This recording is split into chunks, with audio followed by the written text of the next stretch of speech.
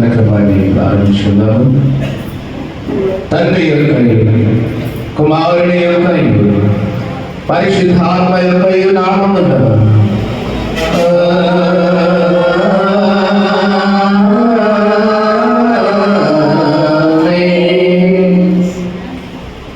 నీ వెలుగులో నీ సత్యమును బయలుదేర చేయము.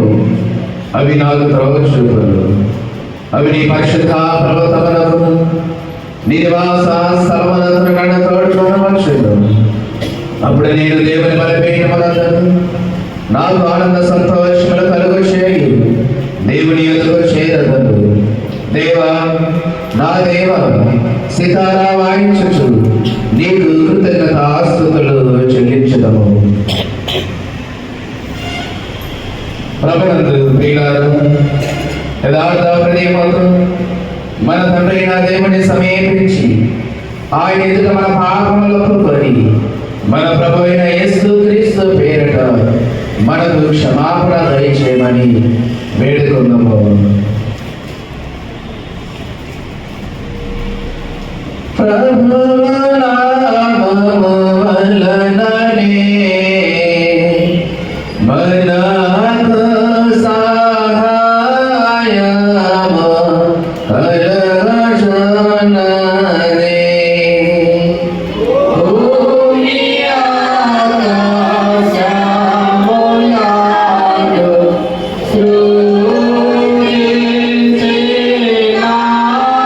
సృజించినవాడు ఆయనే. ప్రభువు సన్నిధి నాయతిక్రమములు నేను పకనుకొంటిని. నీవు నా పాపదోషము పరిహరించియున్నావు. మా సృష్టికర్తవు విమోచకుడవైన సర్వశక్తి గల దేవ, దీనులము పాపులము మేము స్వాభావికముగా పాపులమని అపవిత్రులమని తలంపు వలన మాట వలన క్రియ వలన నీకు విరోధముగా పాపము చేసితిమని నీ ఎదుట ఒప్పుకొనుచున్నాము. కావున మేము మా ప్రభువైన యేసుక్రీస్తు నిమిత్తమున నీ కృపను వెదకొచ్చు వేడుకొనొచ్చు. మితిలేని కనికరము గల నీ యొద్దకు ఆశ్రమణకై వచ్చుచున్నాము. మా కొరకు చనిపోటకై నీ జనితైక కుమారునిచ్చిన మిగుల కరుణగల దేవ, మమ్మును కనికరించి ఆయన నిమిత్తమున మా సమస్త పాపములను క్షమాపణ దయచేయి.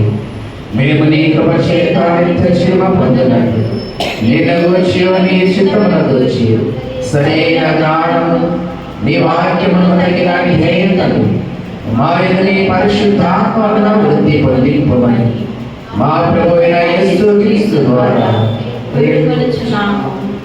ఆమేన్. మన పరలోకపు తండ్రియగు సర్వశక్తి గల దేవుడు మనలను కనికరించి మన కొరకు చనిపోవడకై తన ఏక కుమారునిచ్చి ఆయన మూలమున మన పాపములన్నింటినీ క్షమించుచున్నాడు. ఆయన నామమున విశ్వాసం ఉంచు వారికి దేవుని కుమారుడకు అధికారం ఇచ్చుచు వారికి తన పరిశుద్ధాత్మను అనుగ్రహించును. నమ్మి బాప్తిస్మ పొందిన వాడు రక్షింపబడును.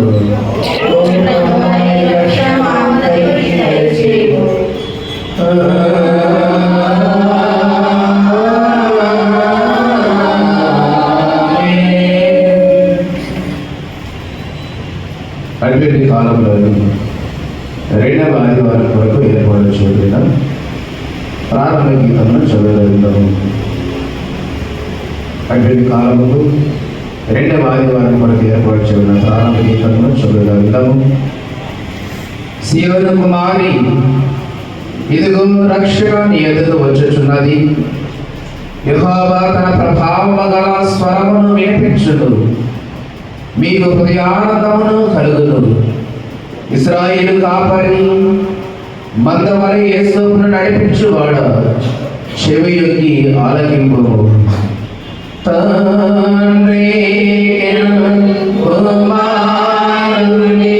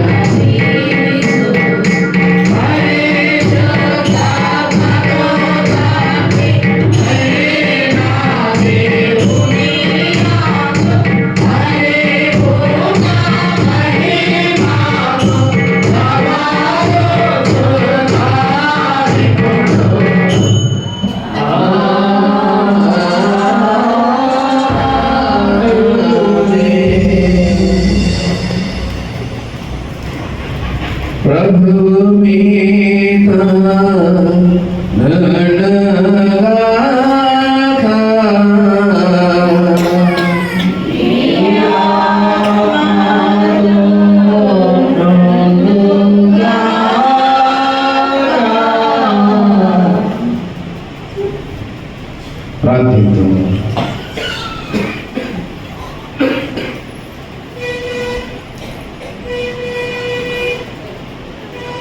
ఓ ప్రభువా, మేము నీ జనతేక కుమారుని మార్గము సరళము చేయనట్లు మా హృదయములను ప్రేరేపింపము. అప్పుడు ఆయన రాక వలన మేము పవిత్ర హృదయములతో నిన్ను సేవింపగలుగునట్లు అనుగ్రహించుమని నీతోనూ పరిశుద్ధాత్మతో సదా ఏక దేవుడవై యుగ యుగముల జీవించుచు పరిపాలించుచున్నట్లు నీ కుమారుడు మా ప్రభునైన యేసుక్రీస్తు నామమున నిన్ను వేడుకొనుచున్నాము. ఆమేన్. దయచేసి అందరూ కూడా కూర్చోనండి.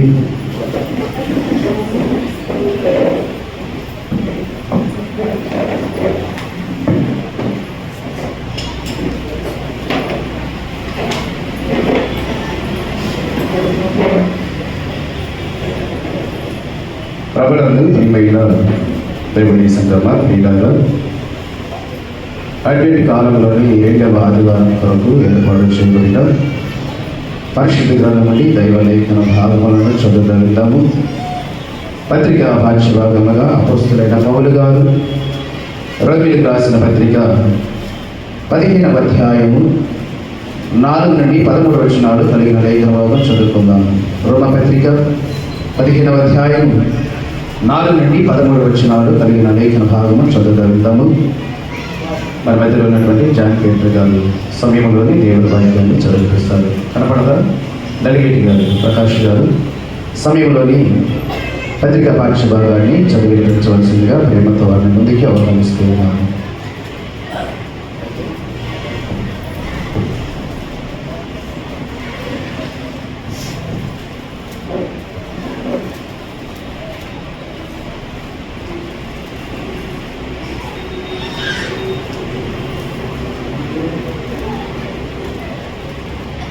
అడ్వెంట్లోని 2వ ఆదివారం కొరకు ఏర్పాటు చేయబడినటువంటి పత్రికా పాఠ్యభాగము రోమీయులకు రాసిన పత్రిక 15వ అధ్యాయము 4వ వచనం నుండి 13వ వచనముల వరకు చదువుకున్నాం.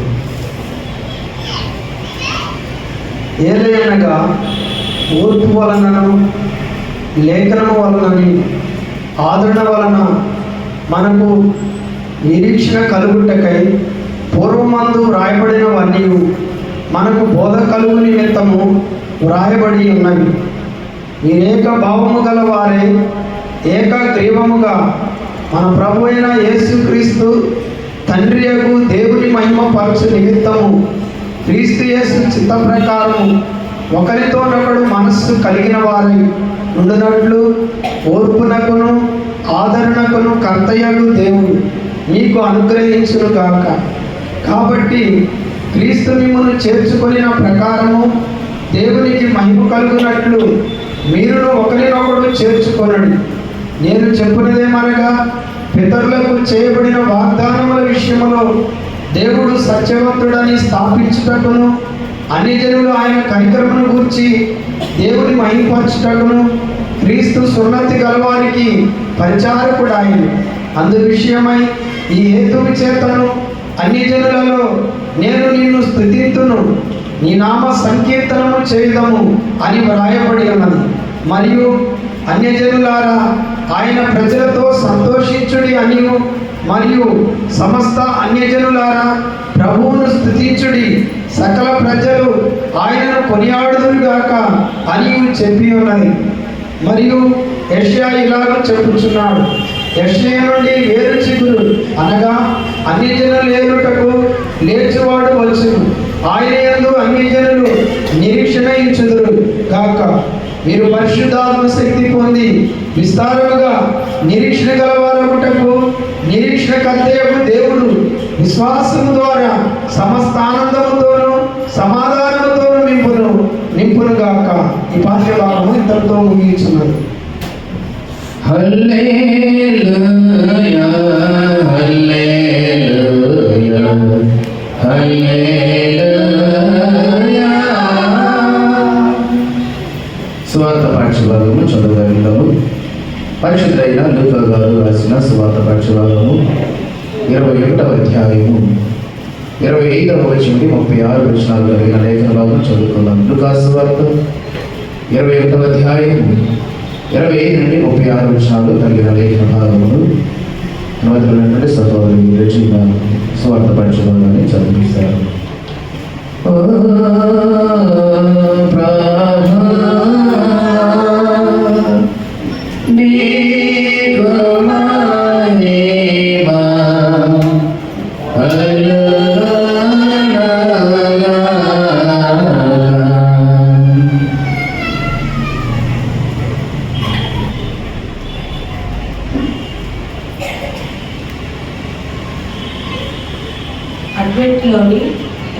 ఆదివారం కొరకు ఏర్పాటు చేయబడిన సువార్త పాఠ్యభాగము లూకా సువార్త 21వ అధ్యాయము 25 నుండి 36 వచనములు చదువుతున్నాం.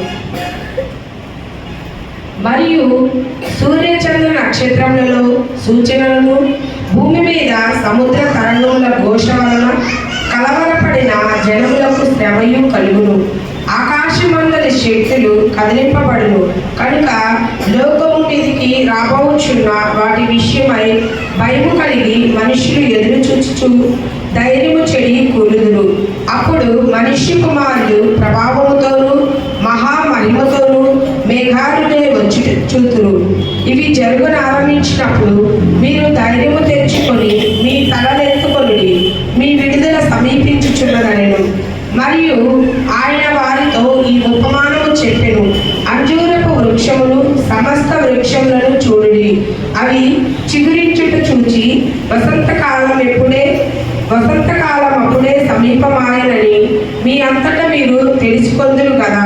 అటువలే మీరు ఈ సంగతులు జరుగుట చూచినప్పుడు దేవుని రాజ్యము సమీపమాయనని తెలుసుకొనిడి. అవన్నీ జరుగు వరకు ఈ తరము గతింపదని నిశ్చయముగా మీతో చెప్పుచున్నాను. ఆకాశమును భూమియు గతించును గాని నా మాటలు ఏమాత్రమును గతింపవు. మీ హృదయములు ఒకవేళ తిండి వలనను, మత్తు వలనను, ఐహిక విచారము వలనను మందముగా ఉన్నందున ఆ దినము అకస్మాత్తుగా మీ మీదికి గురి వచ్చినట్టు రాకుండా మీ విషయమై మీరు జాగ్రత్తగా ఉండుడి. ఆ దినము భూమి అందంతటా నివసించు వారి మీదికి అకస్మాత్తుగా వచ్చును. కాబట్టి మీరు జరగబో వీటి నెలను తప్పించుకొని మనిషి కుమారుని ఎదుట నిలబడుటకు శక్తి గలవారన్నట్టు ఎల్లప్పుడూ ప్రార్థన చేయించు మెలకువగా ఉండుడని చెప్పెను. ఈ పాఠ్యభాగము ఇంత పర్యంతము.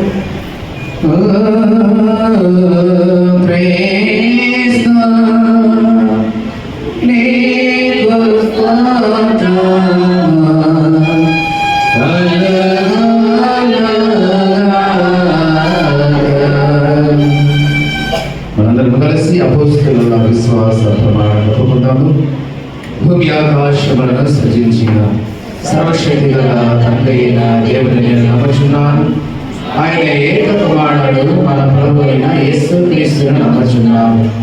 ఈయన పరిశుద్ధాత్మ వలన గర్భమున ధరింపబడి తల్లిగా అనేక పుట్టి పొంతి పిలాతు అధికారం కింద శ్రమపడి శిలువ వేయబడి చనిపోయి సమాధి చేయబడినని అదృశ్య లోకములనికి దిగినని చనిపోయిన వారిలో నుండి 3వ దినమున లేచి పరలోకమునకెక్కి సర్వశక్తి గల తండ్రి దేవుడి కుడి చేతి వైపున కూర్చుని ఉన్నాడని సజీవులకును మృతులకును తీర్పు చేయటకు అతడు నుండి వచ్చినని నమ్ముచున్నాడు. పరిశుద్ధాత్మను నమ్ముచున్నాడు. పరిశుద్ధ క్రైస్తవ సంఘముకు పరిశుద్ధుల సహవాసమును పాపక్షమాపణయు శరీరాపునరుత్థానమును నిత్య క్షేమమున్నవని నమ్ముచున్నాను. ఆమేన్. దయచేసి అందరూ కూడా కూర్చున్నాను.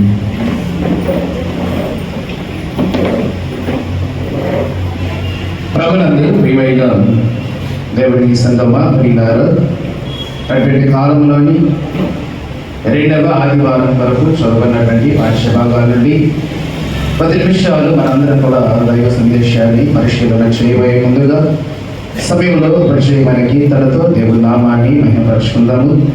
ఈ ప్రత్యేకమైన సమయంలో కీర్తన పాడి వినిపించడానికి మధ్యలోని దయానందం గారు సిద్ధంగా ఉన్నారు.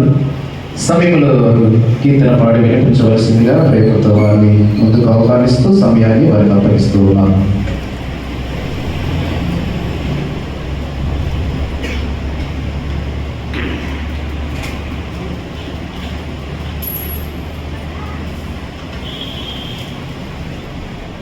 మొదటిగా దేవాది దేవుడికి స్తోత్రాలు చెల్లిస్తూ ఉన్నాను.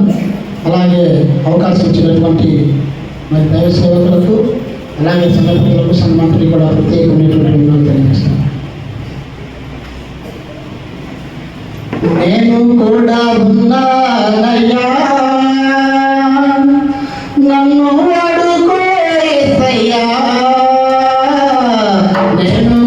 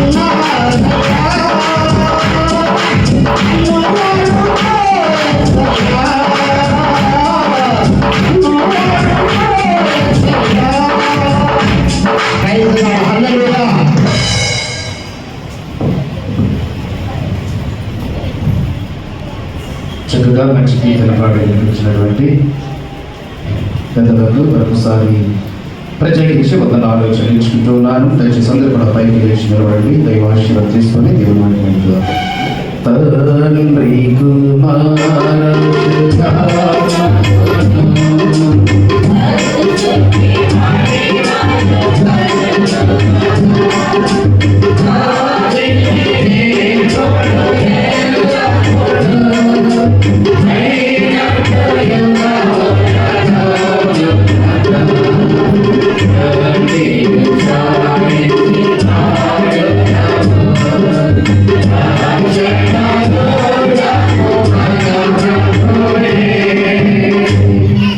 మన తండ్రి అయిన దేవుని నుండి ప్రభువైన యేసుక్రీస్తు వారి నుండి కృపా సమాధానములు మీకు కలుగును గాక.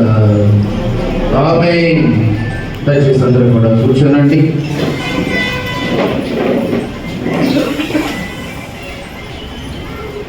ప్రభునందు ప్రియమైన క్రైస్తవ సంఘమా, దేవుని ప్రియులారా,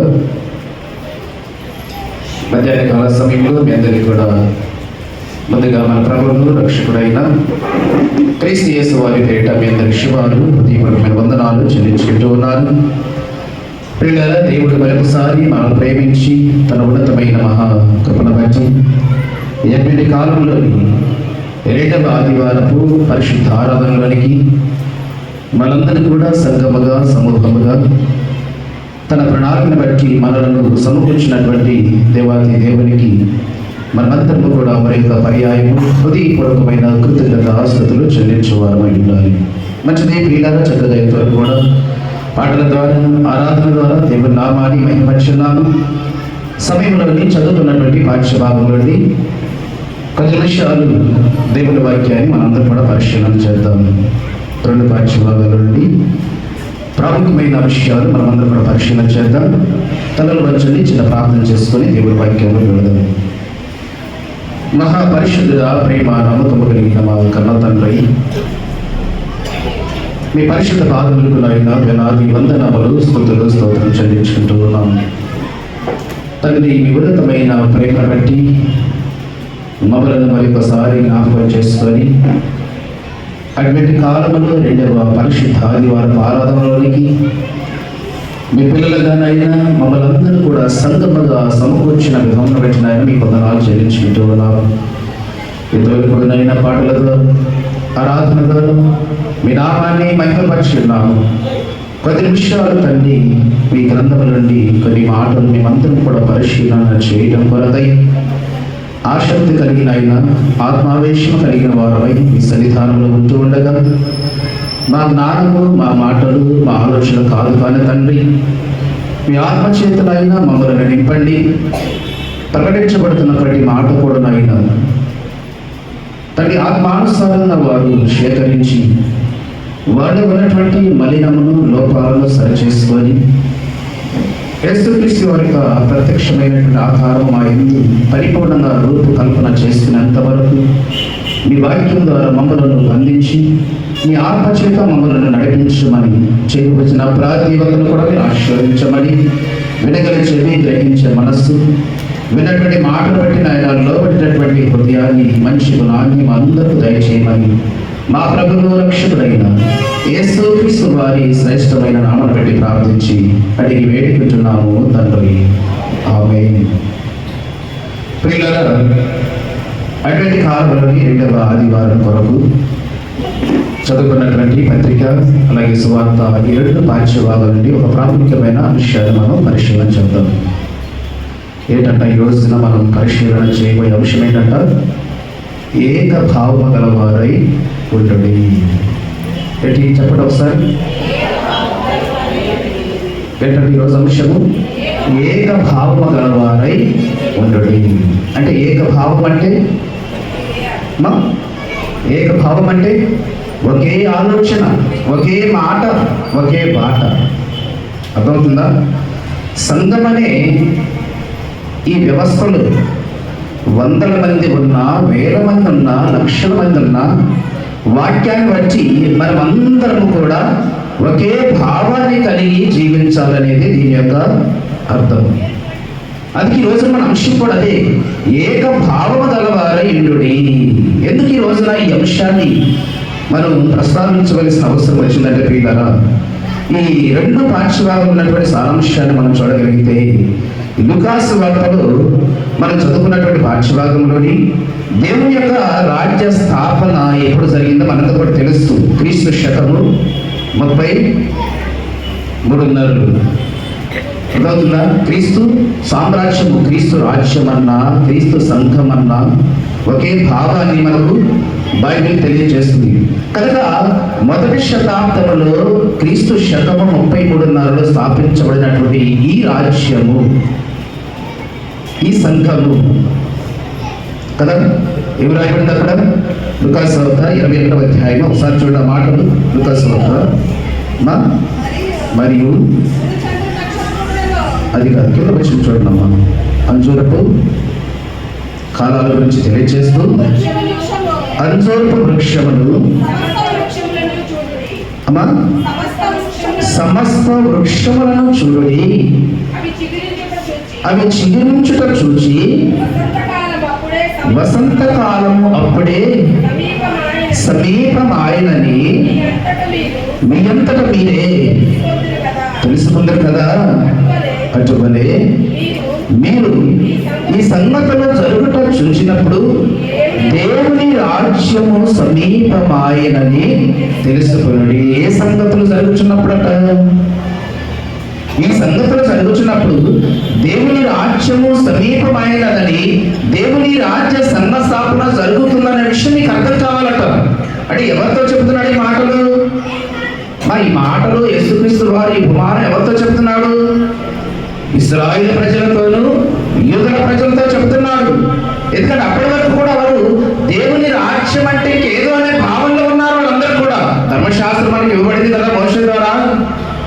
దేవుని రాజ్యం అంటే ఎలా ఉంటుందో, దేవుని రాజ్యం అంటే ఎంత ఉన్నతంగా ఉంటుందో, దేవుని రాజ్యం అంటే అసలు రెండు కళ్ళు చూడడానికి కూడా సరిపోయినటువంటి మహాసుందర నగరంగా కనబడుతుందేమనేటువంటి భ్రమలో ఉన్నటువంటి ఆ ఇశ్రాయేలు ప్రజలకు, యూదులకు యేసుక్రీస్తు వారు చెబుతున్నటువంటి ఉపమాన సందేశం అండి.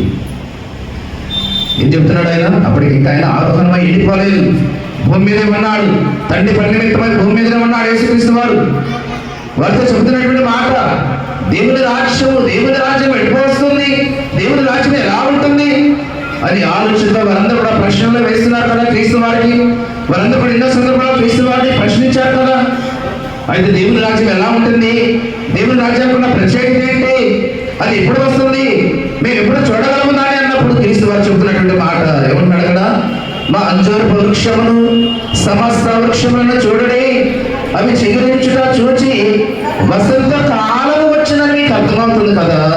చెట్లు చిగురించినప్పుడు సరళ వృక్షము, అంజూరపు వృక్షము, ప్రకృతిలో ఉన్నటువంటి ప్రతి వృక్షము కూడా ఎవరి తనకు ఉన్నటువంటి ఆకులన్నీ కూడా రాలిపోయి క్రొత్తగా చిగురించినప్పుడు, క్రొత్తగా అవి వేరు మలుసుకొని వస్తున్నప్పుడు ప్రజలందరూ కూడా ఏమర్థమవుతుందట, ఇది వసంతకాలం.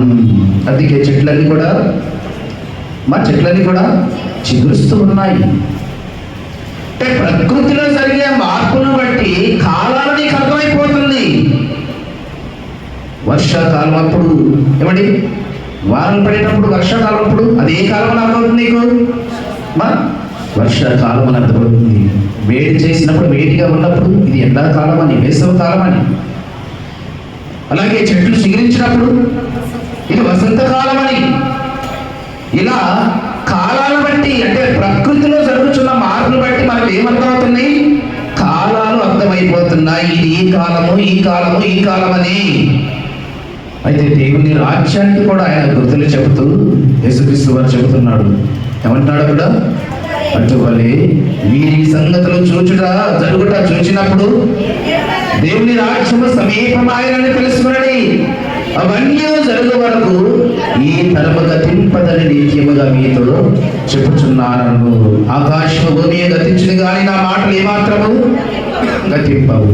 అంటే దేవుని యొక్క రాజ్యము రాకడకు ముందు ఏ జరిగింది అక్కడ ప్రకృతిలో? క్రీస్తు ద్వారా, క్రీస్తు మరణం ద్వారా భూకంపం కలిగింది, దేవాలయ ప్రచారం రెండుగా చిరిగిపోయింది, ప్రకృతిలో ఎన్నో మార్పులు సంభవించాయి.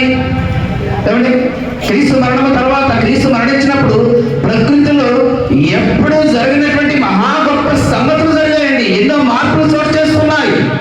అంటే ఇవన్నీ కూడా దేనికి సాదృశ్యం ఉంది? క్రీస్తు యొక్క రాజ్యము స్థాపన జరగటానికి ఇవన్నీ కూడా సాదృశ్యంగా ఉంది అనే విషయాన్ని తెలియజేస్తూ ఆయన మరణం తర్వాత పెంతెకోస్తు పండుగ నాడు ఇవన్నీ కూడా మనకు తెలుసు. ఎన్నో వాళ్ళు మనం మాట్లాడుకున్నాం. అపొస్తలుడైన పేతురు ద్వారా మొట్టమొదటిసారి క్రీస్తు రాజ్య సంఘ స్థాపన జరిగింది 33వ సంవత్సరంలో, మొదటి శతములో. స్థాపించబడినటువంటి ఆ రాజ్యము, స్థాపించబడినటువంటి ఆ సంఘము దేనికి సాదృశ్యంగా ఉన్నదంటే యేసుక్రీస్తు వారి యొక్క శరీరములకు సాదృశ్యంగా ఉన్నది ఈ సంఘము. దేనికి సాదృశ్యం ఉందట చెప్పాలి. ఈ సంఘము దేనికి సాదృశ్యం ఉంది? యేసుక్రీస్తు వారి యొక్క శరీరములకు, యేసుక్రీస్తు వారి యొక్క శరీరములకు సాదృశ్యంగా ఉంది ఈ సంఘము. యేసుక్రీస్తు వారికి సాదృశ్యంగా ఉన్నటువంటి ఈ సంఘమునకు మనం అందరం కూడా ఏమై ఉన్నామంటే ఆ క్రీస్తు శరీరమునకు అవయవములుగా తీర్చబడి ఉన్నాము. మనం అందరం కూడా సంఘము క్రీస్తు శరీరం అయితే ఆ శరీరానికి మనం అందరం కూడా ఎలా ఉన్నాము? అవయవములుగా అమర్చబడి ఉన్నాము ఈ సంఘం అనే క్రీస్తు శరీరానికి. అర్థమవుతుందండి? కనుక ఈ సంఘం అనే శరీరానికి మనం అందరం కూడా అవయవంగా తీర్చబడి రూపకల్పన చేయబడి ఉంటే అలా ఒక శరీరానికి అమర్చబడినటువంటి ఈ శరీర భాగాలు ఒకటికి ఒకటి వేరుగా ఉన్నాయా? వేరు వేరు ఆకారాలు, వేరు వేరు సిద్ధాంతాలు, వేరు వేరు ఆలోచనలు కలిగి ఉంటున్నాయా? ఏమంటే అర్థమవుతుంది ఈ మాట? సంఘం అనే శరీరానికి మనం అందరం కూడా అవయవములుగా ఉన్నట్లయితే ఈ అవయములు కలిసి పనిచేస్తున్నాయా? లేదా కాలుతో చెయ్యి నాకు సంబంధం లేదంటుందా? చెయ్యితో కాలు నాకు సంబంధం లేదంటుందా? కంటితో చెవి నాకు అవసరం లేదంటుందా? చెవితో కన్ను నాకు అవసరం లేదంటుందా? అంటుందా? అలా అంటే పని చేయగలరా ఈ శరీరము? కాలుతో నాకు అవసరం లేదనుకుంటే నడవగలవా? చెయ్యితే చాలు అనుకుంటే నువ్వు నడవగలవా? లేదు చెయ్యితే చాలు నాకు కాలు అవసరం లేదు, లేదా కాలుంటే చాలు నాకు చెయ్యి అవసరం లేదంటే పని చేయగలవా? ఇవన్నీ ఉంటేనే కదా ఈ శరీరము ఎక్కడికైనా వెళ్ళగలుగుతుంది, ఏ పనైనా చేయగలుగుతుంది. అంటే ఈ శరీరము పని చేయాలంటే, ఈ శరీరము ముందుకు వెళ్ళాలంటే, ఈ శరీరము చలనం కలిగి ఉండాలంటే ఈ శరీరం అనే ఈ శరీరానికి అమర్చబడినటువంటి ఈ అవయవములన్నీ కూడా ఏమవ్వాలి? ఏక భావము కలిగి ఉండాలి, ఒకే ఆలోచన కలిగి ఉండాలి. అప్పుడే శరీరం పని చేయగలుగుతుంది. అప్పుడే క్రీస్తు అనే సంఘానికి మనం అందరం కూడా ఈ శరీరం అనే సంఘాన్ని ముందుకు తీసుకుని వెళ్ళగలం. మనందరం కూడా ఎలా ఉన్నామంటే సంఘం అనే శరీరానికి ఎలా ఉన్నామట? అవయవములుగా. అంటే చేయి కాలుతో సంబంధం లేదని చెప్పలేదు. అలా చెప్తే ముందుకు వెళ్ళలేదు శరీరం. కాలు చేయితో నా సంబంధం లేదని చెప్పలేదు. అలా చెప్తే చెయ్యి పని చేయలేదు, పని జరగదు, అక్కడ ముందుకు వెళ్ళలేదు. కాబట్టి అది రాజ్య స్థాపన మొదటి శతాబ్దంలో జరిగిందండి. అప్పటి నుండి కూడా ఈ మొట్టమొదటిసారి క్రీస్తు శకము 33 స్థాపించబడినటువంటి ఈ రాజ్య సంఘ స్థాపనలో అపోస్తులుగా చేరినటువంటి వారందరూ కూడా మొదటి శతాబ్దంలో ఎలా ఉన్నారో తెలుసా? అపోస్తులుగా క్రీస్తు సంఘములో క్రీస్తు సంఘములో అడుగుపెట్టినటువంటి అపోస్తులందరూ కూడా ఈ శరీరం అనే సంఘములో చేరిన ప్రతి అపోస్తులు కూడా ఎలా ఉన్నారో తెలుసండి? వారందరూ కూడా ఏ భావాన్ని కలిగి ఉన్నారో తెలుసా? ఏ భావాన్ని కలిగి ఉంటే ఎంతవరకు ఈ సంఘాన్ని, ఎంతవరకు ఈ వ్యవస్థని వారు నడిపించడానికి దోహదపడిన పరిశుద్ధాత్మ దేవుడు మనందరూ కూడా ఆలోచన చేయగలిగితే అపోస్తుల కార్యములు ఒకసారి చూడండి. అపోస్తుల కార్యములు 2వ అధ్యాయము, అపోస్తుల కార్యములు 2వ అధ్యాయము చూస్తారా మాటలు? అమ్మా, అపోస్తుల కార్యములు 2వ అధ్యాయం 46 వచనం కూడా ఒకసారి చూడండి. ఏం రాయబడింది అక్కడ? మరియు వారి ఏక మనస్కులై ప్రతిదినము దేవాలయములో తప్పక కూడుకొనుచు ఇంటింట రొట్టెలు విరచుచు దేవుని స్తుతించుచు ప్రజలందరి వలన దయ పొందిన వారై ఆనందముతోను నిష్కపటమైన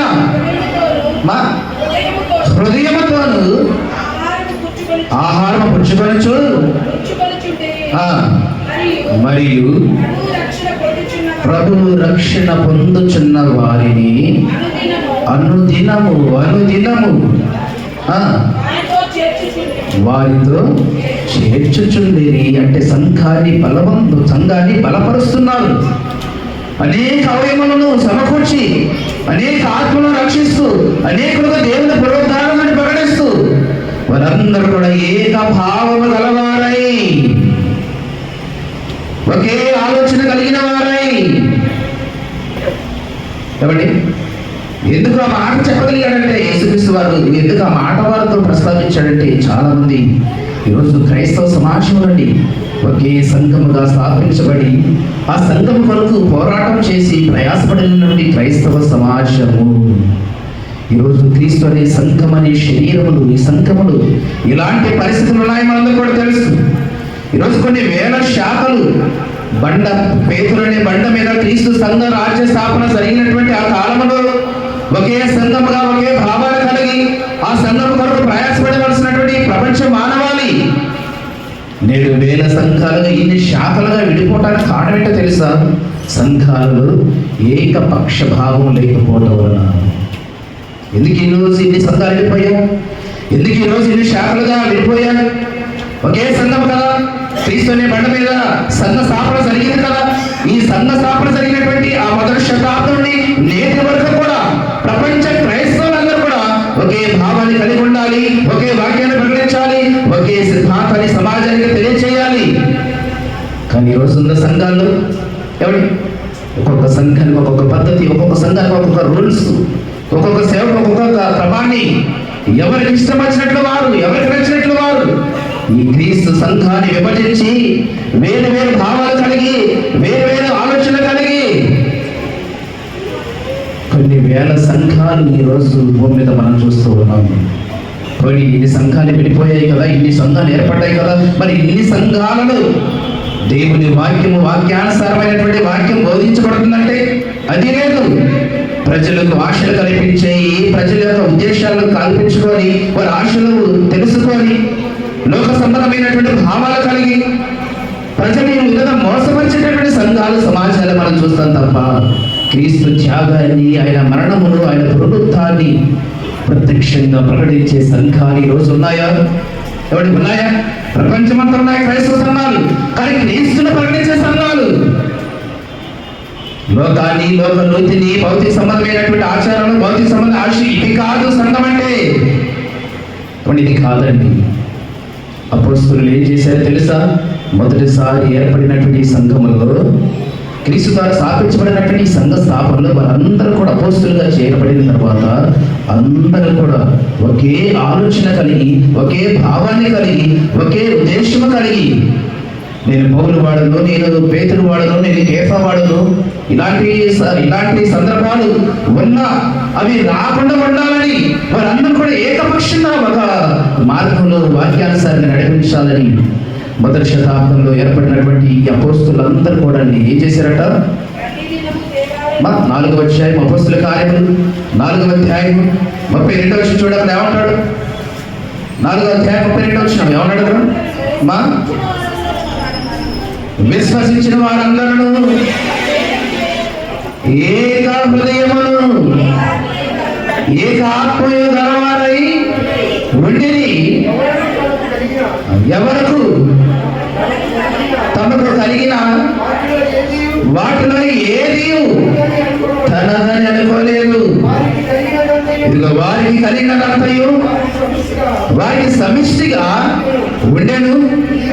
ఇదిగాక అపోస్తలులు బహుబలముగా ప్రభు అని యేసు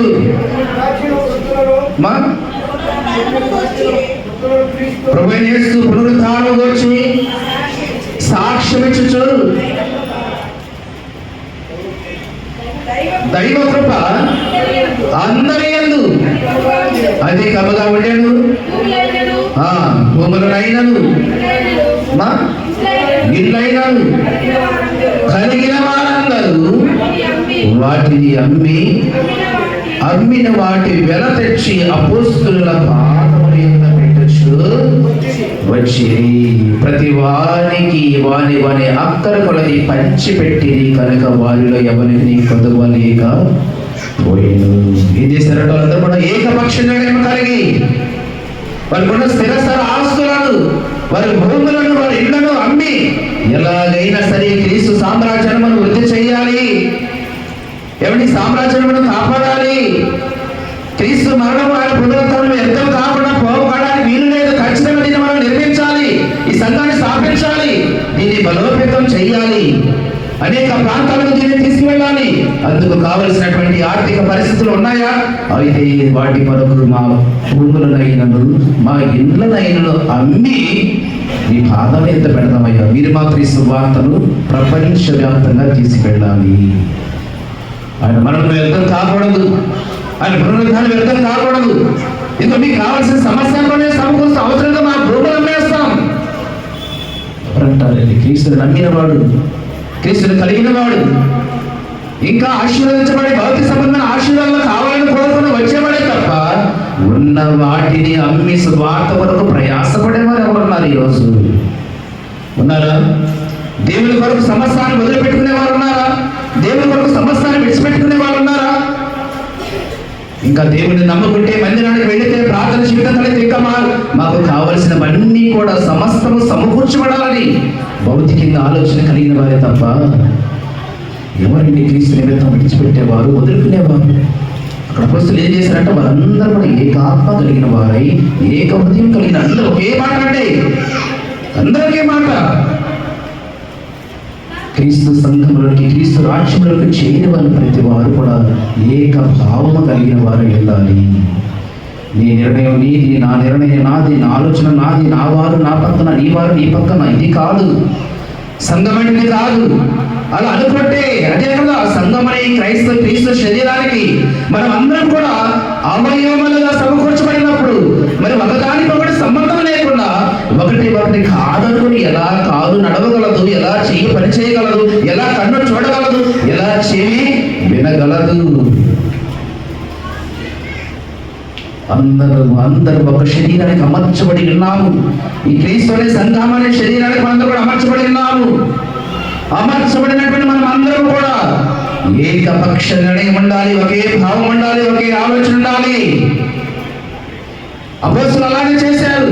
వారందరూ కూడా ఏకాత్మ కలిగిన వారై, ఏక హృదయం కలిగిన వారై తమకు కలిగిన చర స్థిర ఆస్తులను అమ్మి అపొస్తలుల పాదాలు పెద్ద పెట్టి, అయ్యా మీరు సువార్త ఆపడానికి వీల్లేదు, ఎలాగైనా క్రీస్తును ప్రకటించాలి, సమాజం చెప్పాలి. ఏంటన్నా త్యాగం?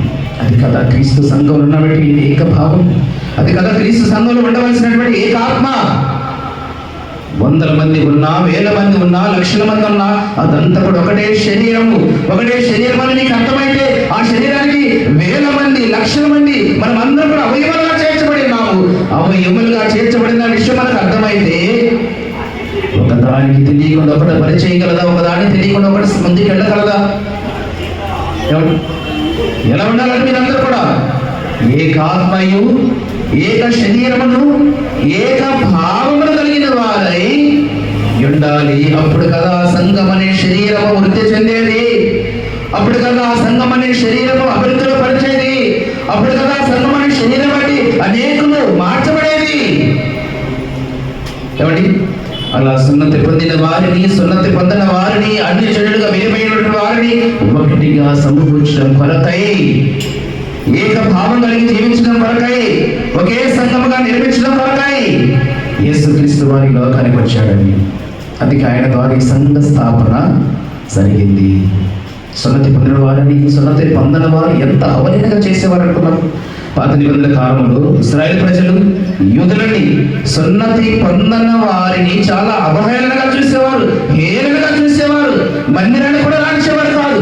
వెలివేయబడినటువంటి జనాంగముగా ప్రజలుగా మనం చూసేవారు. ఇక వారితో పాటు అన్య జనులను కూడా ఇలా చులకన భావంతో, వెలివేయబడినటువంటి భావంతో అంటరాని వారిగా, భక్తి లేనటువంటి సమాజముగా పరిగణిస్తున్నటువంటి ఆ కాలములు యేసుక్రీస్తు వారి యొక్క సంఘ స్థాపనలు, ఆ శరీరం అనే భాగములు మీరందరూ కూడా సమకూర్చబడాలని ఏమండి మనందరి కొరకు ఆయన శిలువ యజ్ఞాన్ని జరిగించారు.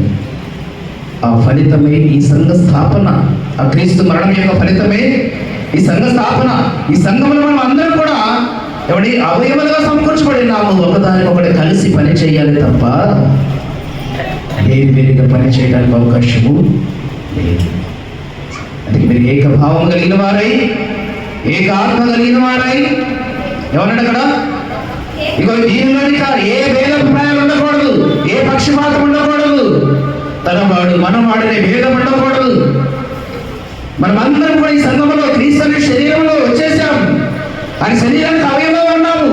కలిసి ఉంటేనే, ఏక భావం కలిగి ఉంటేనే, ఏక నిర్ణయం కలిగి ఉంటేనే ఆ శరీరం అనే సంఘము వృద్ధి చెందేది. దీనిలో పక్షపాతము, భేదాభిప్రాయాలు ఉండకూడదు. ఇక ఎవరి నిర్ణయాలు వారి కాదు, ఎవరి ఆలోచన వారి కాదు, ఎవరి తలపుల వారి కాదు. ఒకే మాట మీద ఉండాలి, ఒకే భాష, ఒకే నిర్ణయం కలిగి ఉండాలి, ఒకే భావాన్ని కలిగి ఉండాలి. పక్షపాతం చేయించకూడదు. ఈ సంఘములో తనవాడు, మనవాడు, వేరేవాడు ఇలాంటి భావాలు ఉండకూడదండి. గలతీ పత్రిక చూడండి ఒకసారి. ఏమంటాడు? గలతీలకు రాసిన పత్రిక ఏమండి? ఒక మాట మనం చూద్దాము. 3వ అధ్యాయము 28వ వచనము.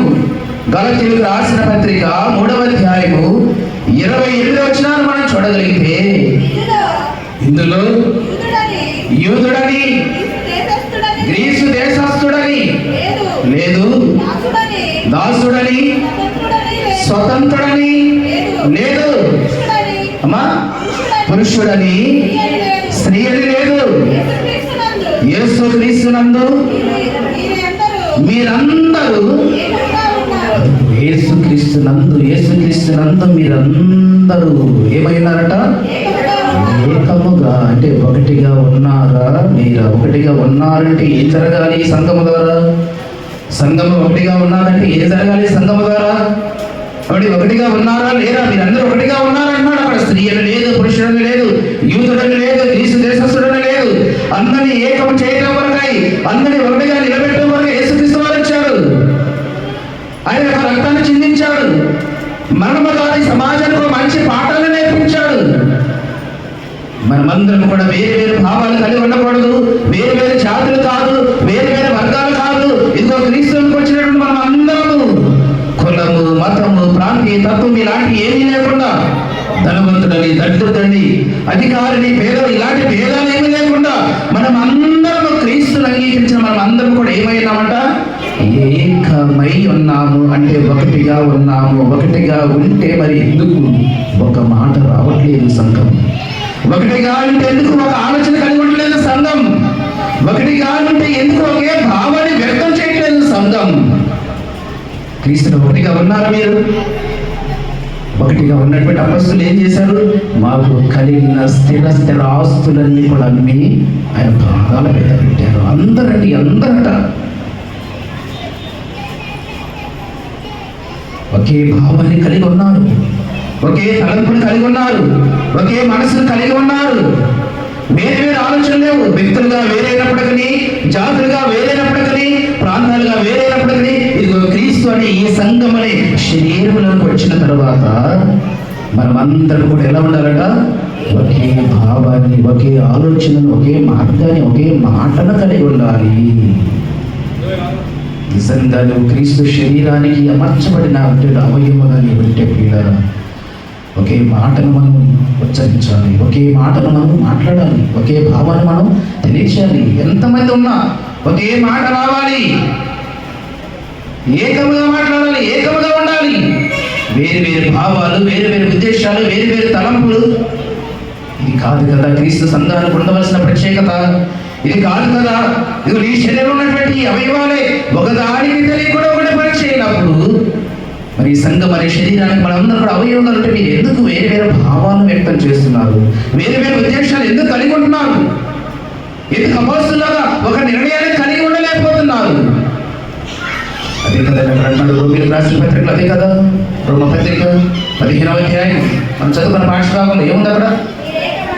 ఇదిగో మీరు ఏక భావము గలవారై ఏకగ్రీవముగా మన ప్రభువైన యేసుక్రీస్తు తండ్రి యగు దేవుణ్ణి మహిమపరచు నిమిత్తము ఇదిగో క్రీస్తు యేసు మా ఒకరినొకడు మనస్సు కలిసిన వారై ఒకరితో ఒకడు మనస్సు కలిసిన వారై ఉన్నట్లు ఓర్పునకును ఆదరణకును కర్తయ్యకు దేవుడు మీకు ఒకరితో ఒకడు ఓర్పు కలిగి ఒకరితో ఒకడు సమాధానము కలిగి మీరందరూ ఏక భావం కలిగిన వారై ఉండాలి, ఏక నిర్ణయం కలిగిన వారై ఉండాలి. అది కదా సంఘానికి ఉన్నటువంటి ప్రత్యేకత. అది కదా క్రీస్తు శరీరం అనే సంఘం అనే ఈ శరీరానికి అవయవములుగా మనం అమర్చబడి ఉంటే ఒకే భావాన్ని మీరు వ్యక్తం చేయాలి కదా, ఒకే ఆలోచన మీరు కలిగి ఉండాలి కదా. ఎందుకు వేరు వేరు భావాలు, ఎందుకు వేరు వేరు ఆలోచనలు, ఎందుకు వేరు వేరు ఉద్దేశాలు, ఎందుకు పక్షపాతంతో ఉంటున్నారు, ఎందుకు మనవాడు తనవాడనే భేదాభిప్రాయాలు కలిగి ఉంటున్నారు? అపొస్తలులు ఎలా ఉన్నారా? మొదటి శతాబ్దం అపొస్తలులు ఎలా ఉన్నారా? వారందరూ కూడా ఏకాత్మయం ఏక నిర్ణయం కలిగిన వారే ఉండాలని కోరుకున్నారు, అలాగనే ఉన్నారు. ఇది ఇక్కడ రోమా పత్రికలు కూడా అపొస్తలులు పౌలు అంటున్నాడు, ఇదిగో మీరందరూ కూడా క్రీస్తు యొక్క రక్తము చేత పవిత్రపడి లోకం నుండి సామ్రాజ్యం నుండి వేరే క్రీస్తు అనే శరీరమైన సంఘములు మీరు వచ్చారు కనుక మీరందరూ కూడా ఒకరితో ఒకడు మంచి మనస్సు కలిగిన వాడై ఏక భావము కలిగిన వారై ఉండాలి. ఒకే ఆలోచన, ఒకే మాట, ఒకే మార్గము. యేసుక్రీస్తు వారు కూడా అండి, యేసుక్రీస్తు వారు కూడా భూమి మీద ఎన్ని సంఘాలు అయితే ఉన్నాయో ఇవన్నీ కూడా విభజించబడ్డాయి. వారి వారి సొంత అభిప్రాయాన్ని బట్టి విడిపోయిన సంఘాలే, దేవుడు ఏర్పాటు చేసినవి కాదండి. వారి వారి సొంత ఉద్దేశాన్ని బట్టి వారి వారి వారి ప్రయోజనాల కొరకు ఏర్పాటు చేసుకున్న సంఘాలు ఇవన్నీ కూడా. ఇవి ఎన్ని సంఘాలు ఉన్నా, ఎన్ని కుటుంబాలుగా ఉన్నా ఏమండి, క్రైస్తవుల యొక్క బోధ వాక్యానుసారం ఉండాలండి. ప్రకటించేవాడు ఎవరైనా కానివ్వండి బైబిల్ని బట్టి ప్రకటించాలి, దేవుడు ఇచ్చిన మాటను బట్టి తెలియచేయాలి. ఈ వాక్యాన్ని బట్టి సంఘాలని కూడా ఒకే భావాన్ని కలిగి ఉండాలి. ఒక కుటుంబంలో తండ్రి, తల్లి, ఏమండి బిడ్డలు, భార్య బిడ్డలు కలిగి ఉంటారు కదా.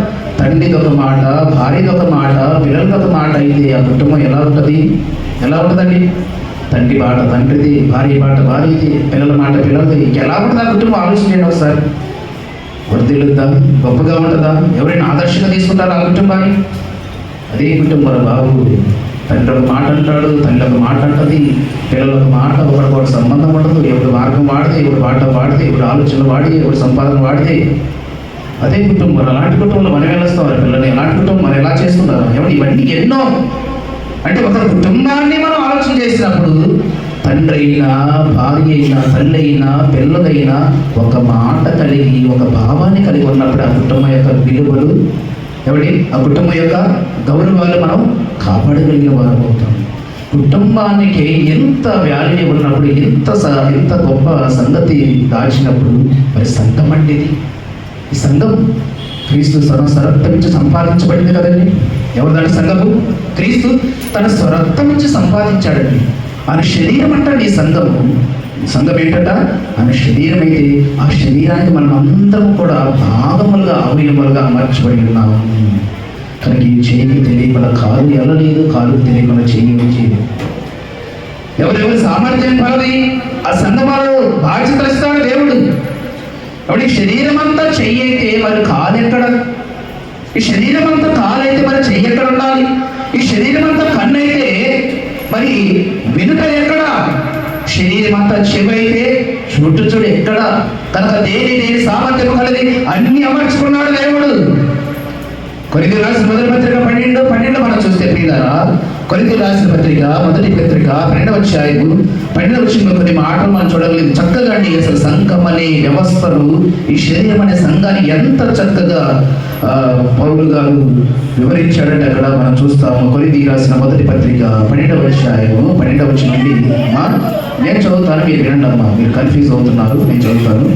ఏమి రాయబడింది అక్కడ? 12వ వచనం, ఎలాగూ శరీరము ఏకమైనను అనేకమైన అవయములు కలిగినదు, ఇలాగూ శరీరము యొక్క అవయములన్నీ అనేకములైనను ఒక్క శరీరమై ఉన్నవు, అలాగే క్రీస్తు కూడా ఎలా ఉన్నాడట?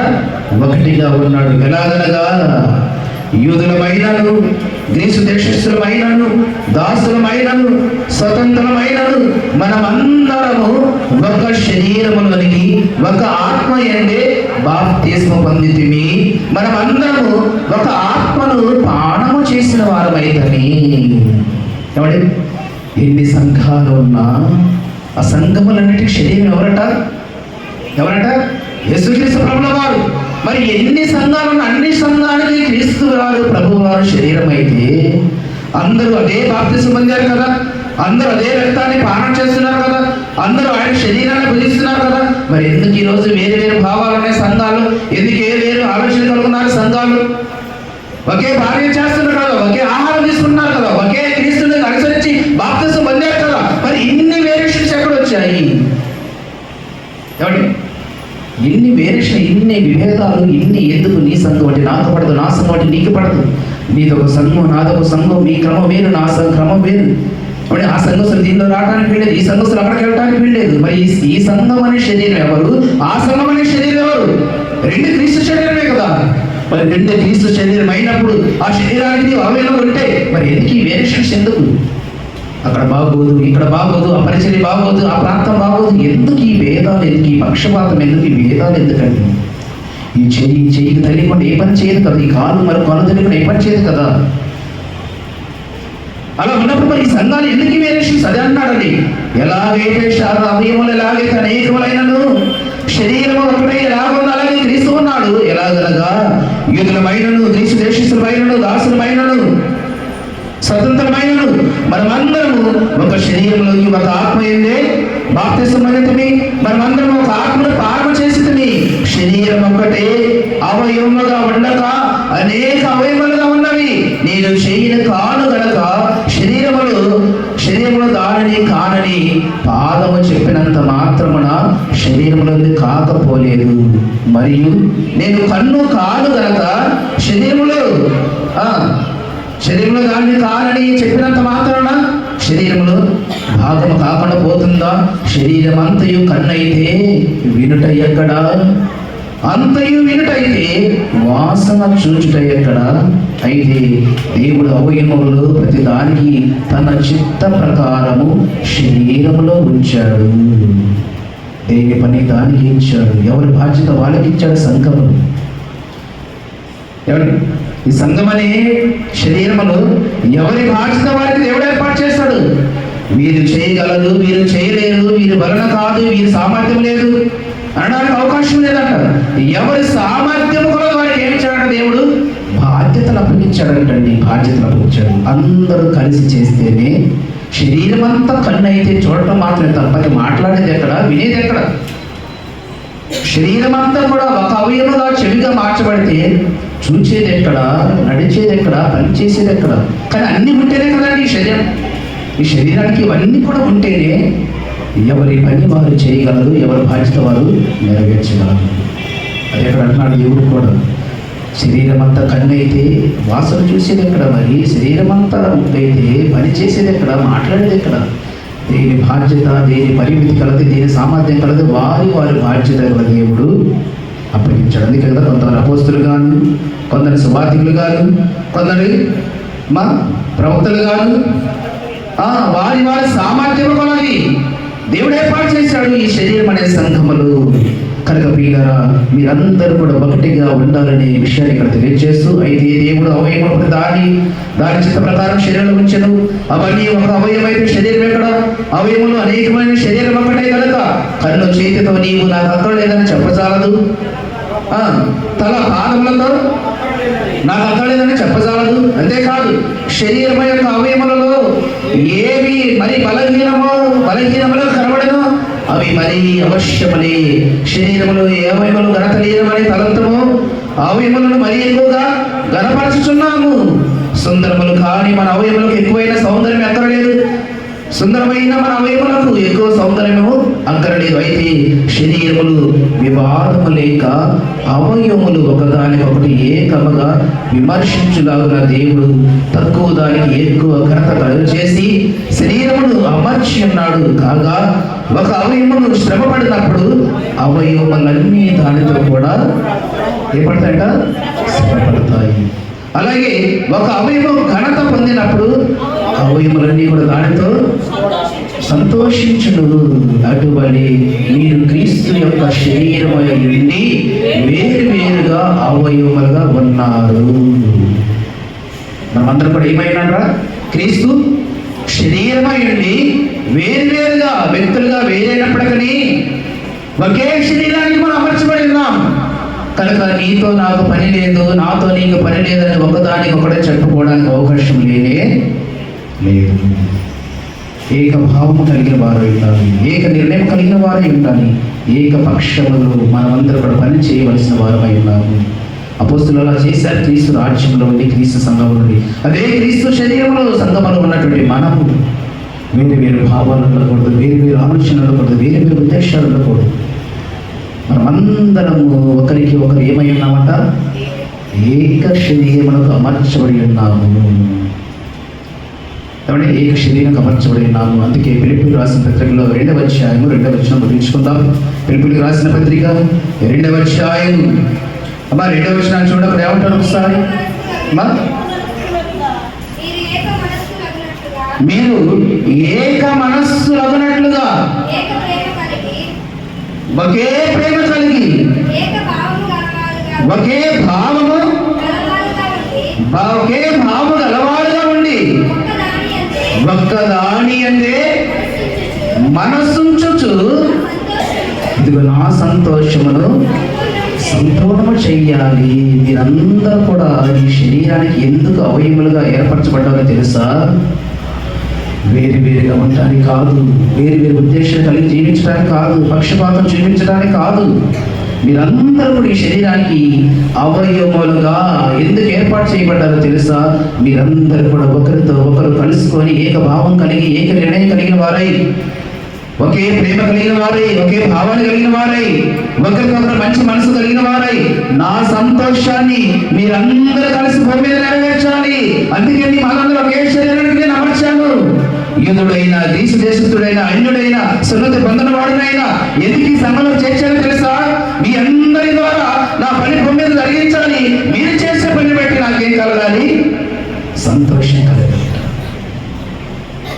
మీరందరూ కలిసి నాకు సంతోషం కలిగించే వారిగా ఉండాలంటే మీరందరి యొక్క నిర్ణయము ఒకేటై ఉండాలి, ఒకే భావాన్ని కలిగి ఉండాలి, ఒక ప్రేమను కలిగి ఉండాలి. ఏమండి? అప్పుడే కదా నాకు సంతోషం, అప్పుడే కదా ఈ సంఘం ద్వారా నాకు ఆనందం. అదే కదా అంటాడు మరోసారి చూద్దాం మాట. ఏమండి? పౌలు గారు మంచి మాట తెలియజేస్తున్నాడు అక్కడ. 2:2 అది మీరు ఏక మనస్సు గలవారైంది, ఏక ప్రేమ కలిగి, ఏక భావము గలవారుగా ఉండి, ఒక్కదాని అందే మనసుంచుచు నా సంతోషమును సంపూర్ణము చేయుడి. నా సంతోషమును సంపూర్ణం చేయాలంటే మీరందరూ కూడా ఎలా చేయాలి? ఒక మాట కలిగి, ఒకే ప్రేమ కలిగి, ఒకరి పట్ల ఒకరు మంచి భావాలు కలిగి, ఏక నిర్ణయం కలిగి. అదే కదా ఈరోజు మనుషులు కూడా ఏమంటారు? మన మనుషులు ఈరోజు ఏక భావము గలవారై ఉండడు. అంటే ఒకే ఆలోచన, కుటుంబాలుగా వేరు వేరు భావాలు ఉండొచ్చు, వేరు వేరు ఉద్దేశాలు ఉండొచ్చు. సంఘం అనే శరీరంలోకి ప్రవేశించినటువంటి అందరం కూడా ఒకే భావాన్ని, ఒకే ఆలోచనలు, ఒకే ఉద్దేశాలు కలిగి, ఎవరి వారి కాదు, ఎవరి వాళ్ళు చేసుకోవడానికి కాదు. ఈ సంఘములో మనల్ని అమర్చింది దేవుడు అవయవాలుగా. ఎవరి ఉద్దేశాల ప్రకారం వారు వెళ్ళడానికి కాదు. దేవుడు మనల్ని సమకూర్చింది ఈ శరీరానికి. ఈ సంఘం అనే శరీరానికి మనం ఎందుకు సమకూర్చాడట? యూదుడు నాయన లేదు, గ్రీసు దేశస్తుడు లేదు, ఎవడి సున్నతి పొందినవాడని అగ్నిచుడని అందరూ పొంది ఈరోజు సంఘంలో అవకాశం కొన్ని కులాలకి మాత్రమే పరిమితం. ఈ సంఘం ఎవడు? ఈ సంఘం కొన్ని కులాలకు పరిమితమా? లేదా ప్రపంచ మానవాళ్ళందరికీ? అందరికీ యేసుక్రీస్తు అందరికీ ప్రభువు, లోక రక్షకుడు, లోకానికి రక్షకుడు. అందరికి అవకాశం ఉంది. ఈ సంఘంలో అందరికీ బాధ్యత ఉంది. అందరినీ ప్రవేశపెట్టాడు క్రీస్తు యొక్క మరణము ద్వారా. ఈ సంఘంలోనికి అందరూ వచ్చేసారు. వచ్చి ఉన్నటువంటి మనము, చేర్చబడినట్టు మనము, ఎవరి తలాంతను బట్టి, ఎవరి సామర్థ్యము బట్టి వారి బాధ్యతలు దేవుడు అప్పగించాడు. కన్ను పని కన్నదే, చెవి పని చెవిదే, చెవి పని చెయ్యిదే. అవునా కదా? అన్ని కలిసి ఒకటే చేస్తుందా? కాబట్టి అన్ని కలిసి ఒకటే, ఎవరి పని అందరినీ చేస్తేనే కదా ఈ శరీరం ముందుకు వెళ్ళేది. కన్ను చూడాలి, చెవి వినాలి, కాలు నడవాలి, చెయ్యి పని చెయ్యాలి. అలా చేస్తేనే కదా ఈ సంఘం అనే శరీరము ముందుకు కొనసాగేది. అందుకే మీరందరూ కూడా ఒకే ప్రేమ, ఒకే భావాన్ని, ఒకే ఆలోచన, ఒకే ఉద్దేశాన్ని వ్యక్తపరచాలి. 4:2 ఫిలిప్పీ 4:2 ముగించుకుందాం. ఫిలిప్పీయులకు రాసిన పత్రిక 4వ అధ్యాయం 2వ వచనం ఏం రాయబడింది అక్కడ? అమ్మా, ప్రభునందు ఏక మనస్సు గలవారై యుండుడని అమ్మా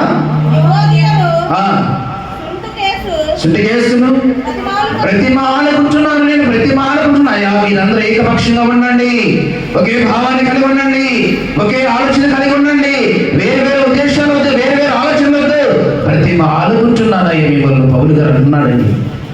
ఒకడు పౌలు వాడు అంటాడు, ఒకడు అపోస్తలుడు అంటాడు, ఒకడు పేతురు వాడు అంటాడు, ఒకడు కేఫా వాడు అంటాడు. పౌలు మీ కొరకు చనిపోయింది, పేతురు మీ కొరకు చనిపోయింది. క్రీస్తు కదా, మరి ఆ క్రీస్తు ద్వారా కదా ఈ సంఘం నిర్మించబడింది. క్రీస్తు ద్వారా చనిపోతే క్రీస్తు ద్వారా నిర్మించబడింది ఈ సంఘంలో. మరి మీరెందుకు ఈ వ్యత్యాసం ఎందుకు, ఈ పక్షపాతం ఎందుకు, ఈ భేదాలు ఎందుకు, ఈ వేరియేషన్స్ ఎందుకు? ప్రతిమాలుకుంటున్నాను. అందరం కలిసి ఉందాం, ఒకే నిర్ణయాలు కలిగి ఉందాం, ఒకే మాటను కలిగి ఉందాం, ఒకే భావాన్ని వ్యక్తం చేద్దాం. క్రీస్తు సంఘం కొరకు మనం అందరూ కూడా పోరాటం చేద్దాం. అందుకొరకు నిర్మించబడింది ఈ శరీరమైన సంఘంలో. అందరికి అవకాశం ఉంది, అందరూ సమకూర్చారు క్రీస్తు వారు. ఏమన్నాడు? మరోసారి చదవకుండా 4:2 ప్రభునందు ఏక మనస్సు గలవారై యుండుడని యువోదియను సుంటికేసును ప్రతిమాలుకొనుచున్నాను. మీరు విడిపోవద్దు, వేరు వేరు సంఘాలుగా మీరు మాట్లాడవద్దు, వేరు వేరు భావాలు కలిగి మీరు ఉండవద్దు.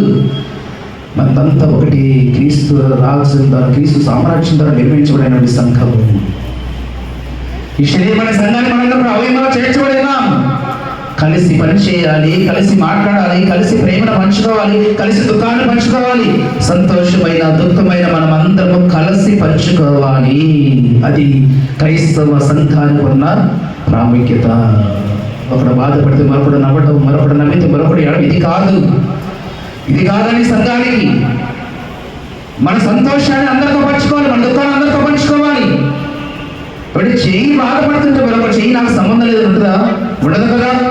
అది కూడా బాధపడుతుంది, ఇది సంతోషిస్తుంది, అది సంతోషిస్తుంది. మనలో ఒకటి ఘనత పొందిన ఆ ఘనత మనందరికి వచ్చిందని భావించాలి. ఒకటి దుఃఖం కలిగిన ఆ దుఃఖం మనందరూ కూడా పంచుకోవాలి, ఒకటి సంతోషం అందరూ కూడా పంచుకోవాలి. అది కదండి క్రైస్తవ సంఘంలో ఉండవలసిన ఏకపక్ష నిర్ణయము, ఏక భావము, ఏక ఆత్మయు, ఒకే ప్రేమ, ఒకే భావాన్ని వ్యక్తం చేయవలసిన బాధ్యత సంఘంలో ప్రతి ఒక్కరికి ఉన్నది. కనుక ప్రియులారా, మీరందరూ కూడా మనందరం కూడా చివరిగా ఎలా ఉండాలో మాట చదువుకుని ముగిస్తాం. పేతురు రాసిన మొదటి పత్రిక 3వ అధ్యాయం 8వ వచనం. పేతురు రాసిన మొదటి పత్రిక 3వ అధ్యాయం 8వ వచనాన్ని మనం చూసి ఈ కార్యక్రమాన్ని చివరకు తుదకొనగా చివరకు మీరందరూ ఏక మనస్సులై ఒకరి సుఖ దుఃఖముల యందు ఒకరు పాలుపడి సహోదర ప్రేమ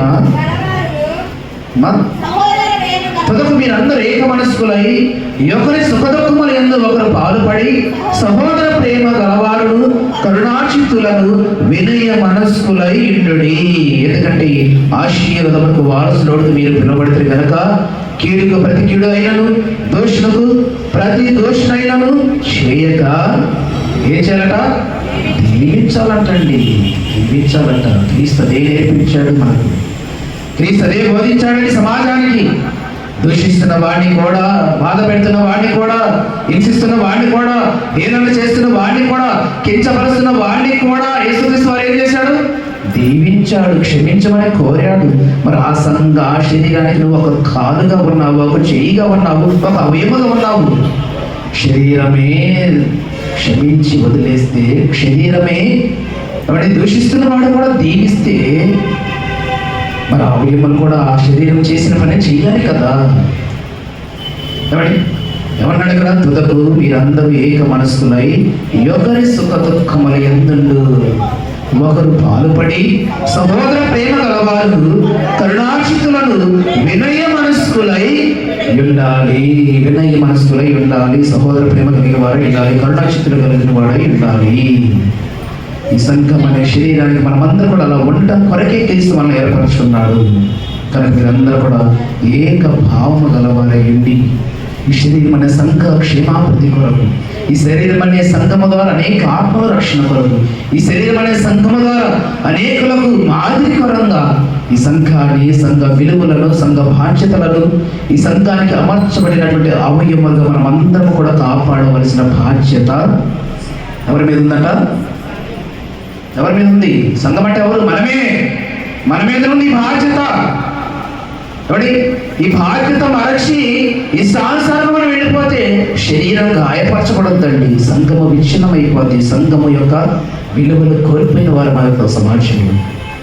కనుక ప్రియులారా, యేసుక్రీస్తు వారి స్వరక్తమిచ్చి సంపాదించిన ఈ సంఘాన్ని కాపాడవలసిన బాధ్యత, దీని విలువలు నిలబెట్టవలసిన బాధ్యత, దీనిని క్షేమంలోకి నడిపించవలసిన బాధ్యత, అనేక ప్రజలకు, అనేక మందికి మాదిరికరంగా ఈ సంఘం అనే శరీరాన్ని ఉంచవలసిన బాధ్యత మనందరి మీద ఉన్నదనే విషయాన్ని గుర్తెరిగి ఒకరి పట్ల ఒకరు ప్రేమ కలిగి, సహోదర భావము కలిగి, కరుణాచిత్తులై, ఎవడి ఏక మనస్సులై, ఏక హృదయం కలిగిన వారై మనమందరము కూడా క్రీస్తు అనే శరీరము కొరకు పనిచేసి అవయములు ఉండాలని కోరుకుంటూ, అటు కాపుదల, సంరక్షణ, కృప, పరిశుద్ధాత్మ దేవుడు మనకును చేరి వచ్చిన మనందరికీ అనుగ్రహించాలని కోరుకుంటూ కొద్ది మాటలు నేను ముగిస్తున్నాను. దేవుడు తన పరిశుద్ధ వాక్యమును దీవించి ఆశీర్వదించిన గాక.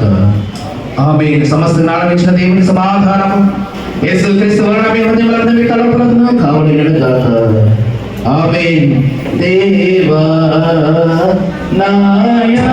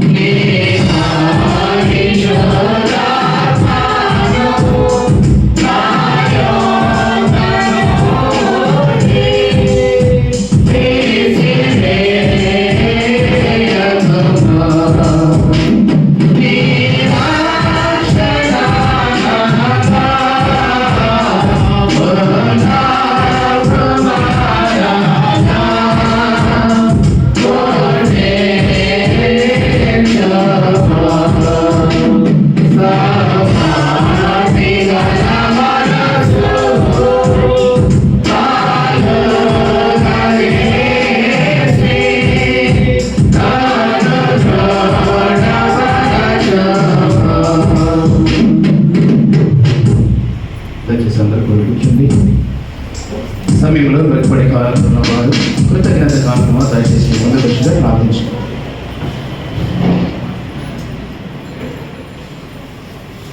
సమయంలోని వెలుపడి కాలకులు, కృతజ్ఞత కాలంలో వారు దయచేసి ముందుకు వచ్చింటే ప్రార్థించుకుందాము.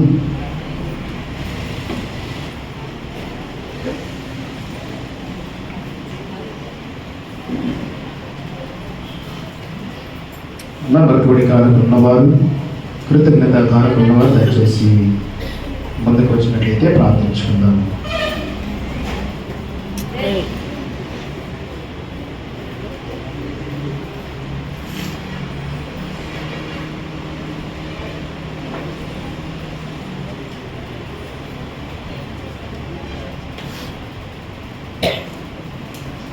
ప్రార్థన చేస్తున్నామండి. మమ్మల్ని మిక్కిలిగా ప్రేమించిన మా ప్రియ పరలోకమందున్న తండ్రి, పరిశుద్ధుడా, సర్వశక్తివంతుడా, మీ వందనాలు చెల్లించుకుంటున్నాము నాయన. అటువంటి కాలంలోని 2వ పరిశుద్ధ ఆదివారపు ఆరాధనలు నీ సన్నిధానములో నాయన శిలువ ప్రత్యక్షత ముందు శిరస్సు వంచి నిలబడిన బిడ్డలు తండ్రి నీ కనుదృష్టిలో మరిగేను కాదు తండ్రి. వారి జీవిత కాలములు నాయన, వారు చేసిన ఉద్యోగముల నుండి నాయన, వారు చేసిన వ్యాపారములు, చేసిన పని పాటల నుండి తండ్రి బిడ్డలను ప్రేమించిన ఆయన వారి కష్టార్జితం బట్టి వారికి ఇచ్చినటువంటి సమృద్ధిలో నుండి శ్రేష్టమైన భాగాన్ని సమకూర్చి ఈ సన్నిధానంలో నాయన పలుకుబడి కానుకలుగా, కృతజ్ఞత కానుకలుగా, దశమ భాగములుగా తండ్రి గుప్పులు విప్పి ఉండగా ఏర్పడ నాయన స్వీకరించండి.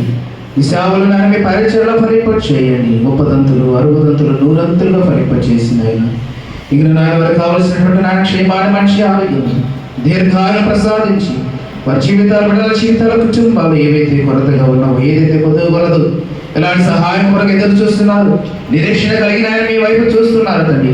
అటు కార్యములన్నీ కూడా నాయన పరలోకపు తండ్రిగా వారి జీవితాలు, కుటుంబాలు, బిడ్డల జీవితాల సమృద్ధిగా మీరు అనుగ్రహించి మేము పొందమని, నిలబడిన ప్రతి ఒక్కరిని పేరు పేరు వరుసన మీరు దీవించి ఆశీర్వదించమని మా ప్రభువు రక్షకుడైన యేసుక్రీస్తు వారి పరిశుద్ధ నామమును బట్టి ప్రార్థించి అడిగి వేడుకుంటున్నాము తండ్రి.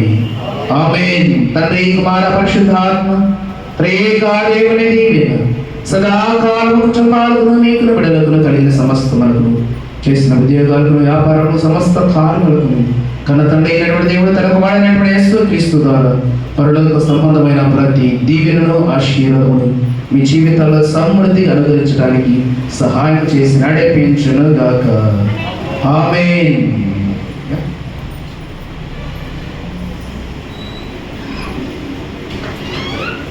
సమయంలోని సంఘ కానుకల స్వీకరణ జరిగించుకుందాము. పెద్దలు ముందుకు వచ్చినట్లయితే అర్పణ కీర్తన పాడుతూ ఉండగా సంఘ కానుకల స్వీకరణ జరిగించుకుందాం.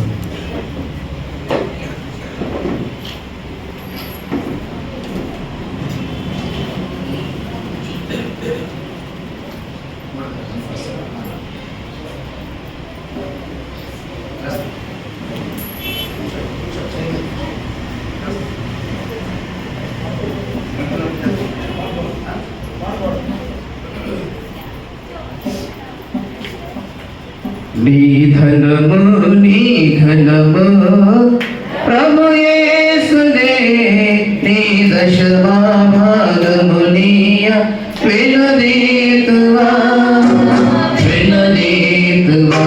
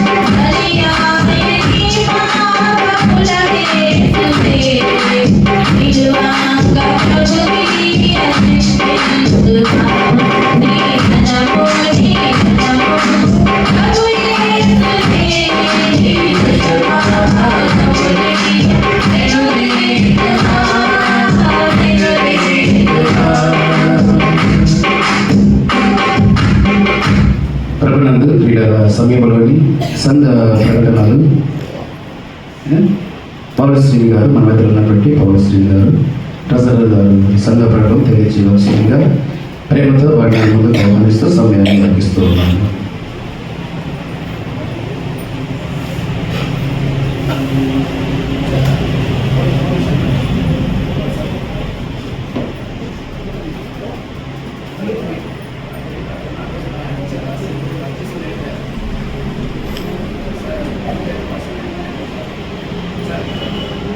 ముందుగా దేవునికి వందనాలు. నాకు ఈ అవకాశం ఇచ్చిన పాస్టర్ గారికి, పాస్టర్మ గారికి, సంఘ పెద్దలకు, సంఘస్థులందరికీ వందనాలు. ఈరోజు అంశం మనము సంఘ క్షేమము, సంఘ అభివృద్ధి ఎలా ఉండాలంటే సంఘస్థులందరూ పాస్టర్ గారి నుంచి వాక్యాలు చెప్పారు. నాకు మేము చదువుకున్న సమయంలో సోషియాలజీలో ఒక పదం గుర్తొచ్చింది. విభిన్న మనసులు కలిగిన వారు, విభిన్న ఆలోచన కలిగిన మనుషులను ఏమంటారంటే గుంపు అంటారు, మనుషుల గుంపు అంటారు. అదే ఒకే మనసు, ఒకే ఆలోచన, ఒకే ఆవేదన కలిగిన వాళ్ళందరినీ సంఘము అని సోషాలజీలో ఒక పదం ఉంది. సంఘం అంటే ఒకే మనసు కలిగి ఉండాలి, ఒకే ఆలోచన ఉండాలి, ఒకే అభిప్రాయం కలిగి ఉంటేనే దాన్ని సంఘం అంటాం. అలా కాకపోతే అది మనుషుల గుంపే. కనుక మనం అందరం కూడా సంఘస్థులుగా ఉండాలంటే మనం అందరూ ఒకే ఆలోచన కలిగి, ఒకే మనసు కలిగి ఆ దేవుణ్ణి ఘనపరచాలని కోరుకుంటూ మంచి వాక్యం అందించిన పాస్టర్ గారికి మరొకసారి వందనాలు తెలియజేస్తూ, ఈరోజు అందించిన CDF పెరుమాళ ప్రసాదరావు గారు 100 రూపాయలు, అలాగే సేవకుని రూమ్ రెంట్ కొరకు అందించిన వారు కొమ్మ సుధాకర్ గారు 200 రూపాయలు, గోసు గిర్జోన్ గారు 200 రూపాయలు. సంఘ కానుకలు అంటే పండగ కానుకలు కుటుంబ పంచాయతీగా మొండ్ర పౌల్ శ్రీనివాసరావు గారు 500 రూపాయలు, బద్దుల మరియమ్మ గారు 500 రూపాయలు, మాదాల జ్ఞానసుందరం గారు 500 రూపాయలు, గోసు పౌల్ శ్రీనివాసరావు గారు 500 రూపాయలు, మర్రి సుభాషిణి గారు 500 రూపాయలు, కలుగురి రామప్రసాద్ గారు 500 రూపాయలు. రేపు సోమవారం నుంచి పండగ పనులు ప్రారంభించాలనుకుంటున్నాము. పెద్దలందరూ నిర్ణయించుకున్నారు, పెయింటింగ్ వేయాలని కోరుకుంటున్నాము. కనుక పంచాయతీ త్వరగా ఇచ్చి పనుల్లో సహకరించవలసిందిగా ప్రభు పేరిట మనవి చేస్తూ ముగిస్తున్నాం.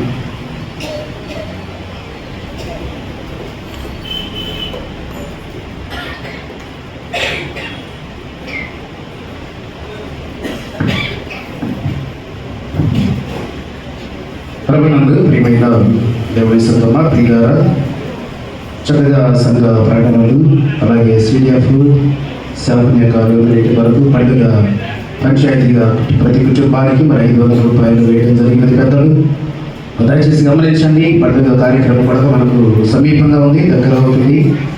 చాలా మంది ఇంకా ఇవ్వలేనటువంటి పరిస్థితి. మా ఆదివారమే కాదు, ఉదయకాలంలో వచ్చే ప్రాంతాలకైనా తీసుకురావచ్చు. మీరు ఎందుకంటే కార్యక్రమం జరగాలంటే ఒక ఆదివారమే కాదు, ఆదివారం రోజు ఇవ్వాలని కాదు, ఉదయకాలం ప్రార్థనకు వస్తున్నారు కదా, అడ్వెంట్ ఉదయం ఎర్లీ మార్నింగ్ ఆ ప్రార్థనకు వచ్చినప్పుడు మీరు తీసుకోరండి. కార్యక్రమాలన్నీ కూడా అమౌంట్ లేక, ఫైనాన్స్ లేక ఆగిపోయింది. దయచేసి ఈ విషయాన్ని మీరందరూ కూడా గమనించండి.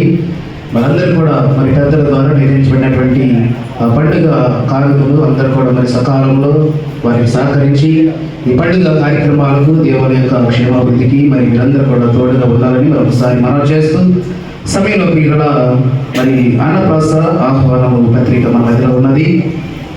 నా ప్రియులు దేవుని దాసులు మరి గుట్టివారి అన్నప్రాస ఆహ్వానము గుట్టి యలమందరావు నాగలక్ష్మి గారు యొక్క కుమారుడు, గుట్టి యలమందరావు నాగలక్ష్మి గారి యొక్క కుమారుడు డేవిడ్ సూర్య మాధవ్. ఏ పేరుట చెప్పండి, ఏ పేరు? డేవిడ్ సూర్య మాధవ్.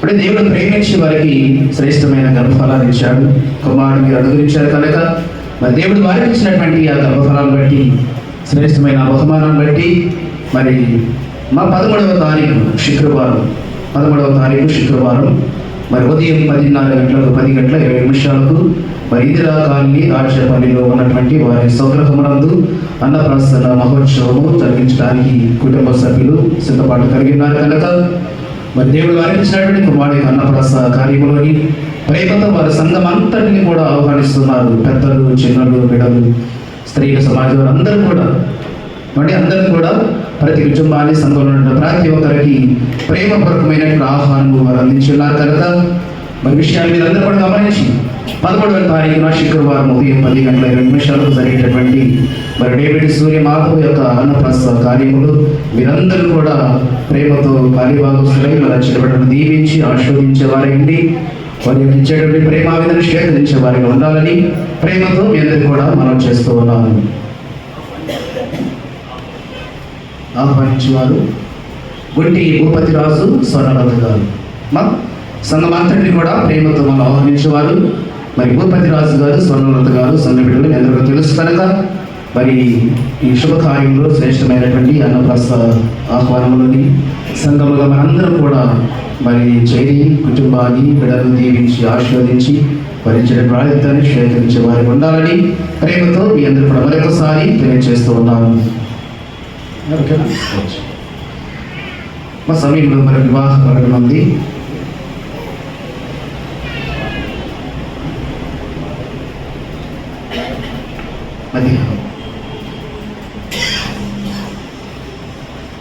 మా ప్రేమ విందు మధ్యాహ్న కాలం 12 గంటలకు, ఉదయం 10:20 మరి ప్రార్థన అన్నప్రాస కార్యక్రమం జరుగుతుంది. కార్యక్రమం అనంతరము మధ్యాహ్నము 12 గంటలకు ప్రేమ విందు కార్యక్రమాన్ని కూడా పెట్టడం సిద్ధపరిచారు కనుక మరి విషయాన్ని గమనించి మీరందరూ కూడా శుక్రవారం 11వ తారీఖున జరగబోయేటువంటి ఈ అన్నప్రాస కార్యములు సంఘమంతా కూడా పాలిభాగస్తులు అవ్వాలని ప్రేమతో మీ అందరూ కూడా మరొకసారి మనం చేస్తున్నాం. చిన్న ప్రార్థన చేసుకుందాం. ధన్యవాదాలు. మహాపరిశుద్ధుడా, కృప కలిగిన మా తండ్రి, ప్రేమ నమ్మకమైన మా గొప్ప దేవ, మీ కొందనాలు అయినా మా ప్రియులు, దేవుడు దాస్తులు, తండ్రి, సహోదరులు గురించి ఎలవందరం బట్టి 4 లక్షలు పెట్టి ప్రార్థిస్తూ ఉన్నాము. బిడ్డలు జ్ఞాపకం చేసుకుని ఆయన వారి జీవిత కాలంలో శ్రేష్టమైన గర్వఫలాన్ని మీరు అడిగించి ఉన్నారు. ప్రియులారా, డేవిడ్ సూర్య మాధవ్ అనే కుమారుడు తండ్రి వారి జీవితంలో శ్రేష్టమైన కాలముగా తండ్రి బహుమానముగానైనా గర్వఫలాన్ని మీరు అడిగించిన విషయాన్ని జ్ఞాపకం చేసుకుంటూ దేవుడు మా జీవితం ఇచ్చినటువంటి ఫలాన్ని సంఘము ద్వారా, సేవకుల యొక్క ప్రార్థన ద్వారా ఈ కుమారుని ఆయన అన్నప్రాసన కార్యం జరిగించాలని తండ్రి ఎంతగానో ఆసక్తి కలిగిన ఆయన 11వ తారీఖు శుక్రవారం ఉదయం 10 గంటలకు గృహములో ఈ ప్రత్యేకమైన కార్యక్రమం నిర్వహించేట్టుగా తండ్రి సంఘమంతటి కూడా మీరు సిద్ధపరచమని ప్రార్థిస్తూ ఉన్నాం. మధ్యాహ్న కాలం 12 గంటలకు ప్రేమ విందు కార్యంలో కూడా మీరు తోడుగా ఉండండి. సేవకులు, పెద్దలు, స్త్రీల సమాజం వారు, సంఘ బిడ్డలు అందరూ కూడా తండ్రి ఈ ప్రత్యేకమైనటువంటి ఆహ్వానంలో పాలిభాగస్తుని ఆ చిన్న బిడ్డను దీవించి ఆశీర్వదించే ధన్యతను అందరికీ మీరు అడిగించమని, కుటుంబాలు కూడా దీవించి ఆశీర్వదించమని యేసుక్రీస్తు వారి పరిశుద్ధ నామమును బట్టి ప్రార్థించని వేడుకుంటున్నాము తండ్రి. ఆమేన్. తండ్రి, కుమార, పరిశుద్ధాత్మ త్రియేక దేవుని దీవెన సదాకాలం కుటుంబాలకు మీ బిడ్డలు కలిగిన సమస్తానికి జరగబోయే కార్యమంతట్లో కూడా మేలుకరంగా జరిగించడానికి పరిశుద్ధాత్మ దేవుడు సహాయం చేసి నడిపించిన గాక. ఆమేన్.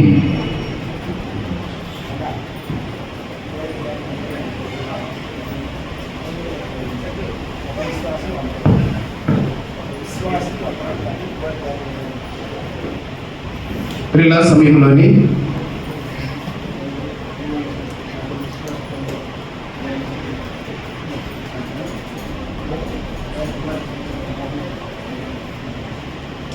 పిల్లల సమయంలో మరి క్రిస్మస్ కానుకగా, పండుగ యొక్క పంచాయతీ కానుకగా కోరే జార్జి గారు 500 రూపాయలు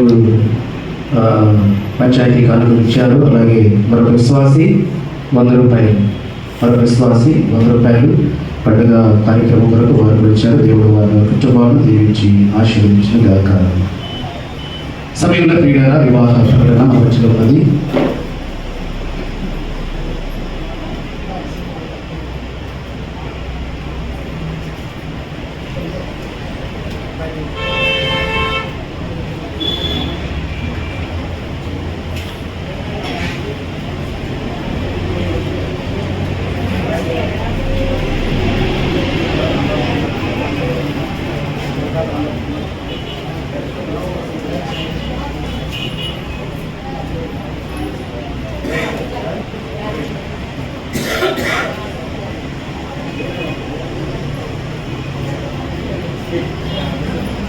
ప్రియుల సమయంలోని వివాహ ప్రకటన మన మధ్యలో వివాహ ప్రకటన ఉన్నది.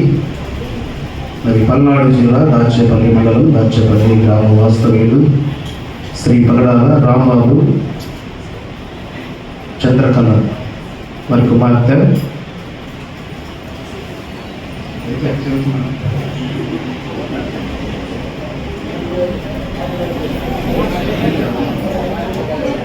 వారే మన తల్లి పగడాల రాంబాబు గారు చంద్రకళ కుమార్తె.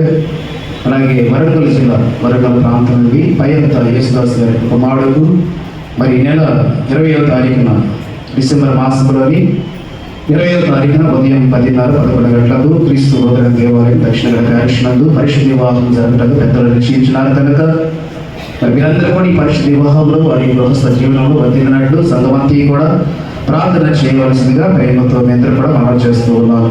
20వ తారీఖు అనగా డిసెంబర్ మాసము ఈ నెలలోని 20వ తారీఖు పగడాల రాంబాబు గారి కుమార్తెకు, అలాగే వరంగల్ జిల్లా ప్రాంతంలోని పయ్యంత యేసురత్న గారి కుమారుడు వీరు కూడా పరిశుద్ధ వివాహము పెద్దలు నిశ్చయించినారు కనుక మరి వివాహ ప్రకటనగా మీ అందరూ కూడా తెలియజేస్తున్నారు. కూడా ప్రార్థించండి. 20వ తారీఖున జరగబెట్టేటువంటి ఆ పరిశుద్ధ వివాహంలో మీరందరూ కూడా పాలుభాగస్తులై మరి నూతన వధువులను వాళ్ళ గృహస్థ జీవనం వదిలినట్టు మీరందరూ కూడా ప్రార్థన చేయవలసిందిగా ప్రేమతో మీ అందరికీ కూడా మనవి చేస్తూ ఉన్నాను. మాకు ఏమున్నాయి ప్రకటనలు రెడీగా సంఘ ప్రకటనలు అయ్యా ఏమంటే దయచేసి తెలియచేయవలసిందిగా ప్రేమతో అందరూ మనం చేస్తున్నాం. మళ్ళీ ఏదో విధిగా రేపు ఉదయకాలం నుండి ఉదయకాలం 12 కాలంలో ప్రారంభించబడతాయి. రేపు ఉదయకాలంలో మళ్ళీ ఏదో విధిగా జరిగించబడతాయి కనుక ఈ విషయాన్ని కూడా మీరు గమనించవలసిందిగా ప్రేమతో మరొకసారి మీ అందరూ కూడా మనం చేస్తూ ఉన్నాను. మా వివాహ ప్రకటన అఫీషియల్గా మీ అందరూ కూడా తెలియజేశాను. అందరూ కూడా ప్రార్థించండి. 20వ తారీఖున జరిగేటటువంటి పరిశుద్ధ కార్యం అంటే వరంగల్ ప్రాంతం నుండి వారి ఇక్కడ వచ్చి మనమైతే వివాహం జరిగించుకుంటున్నారు.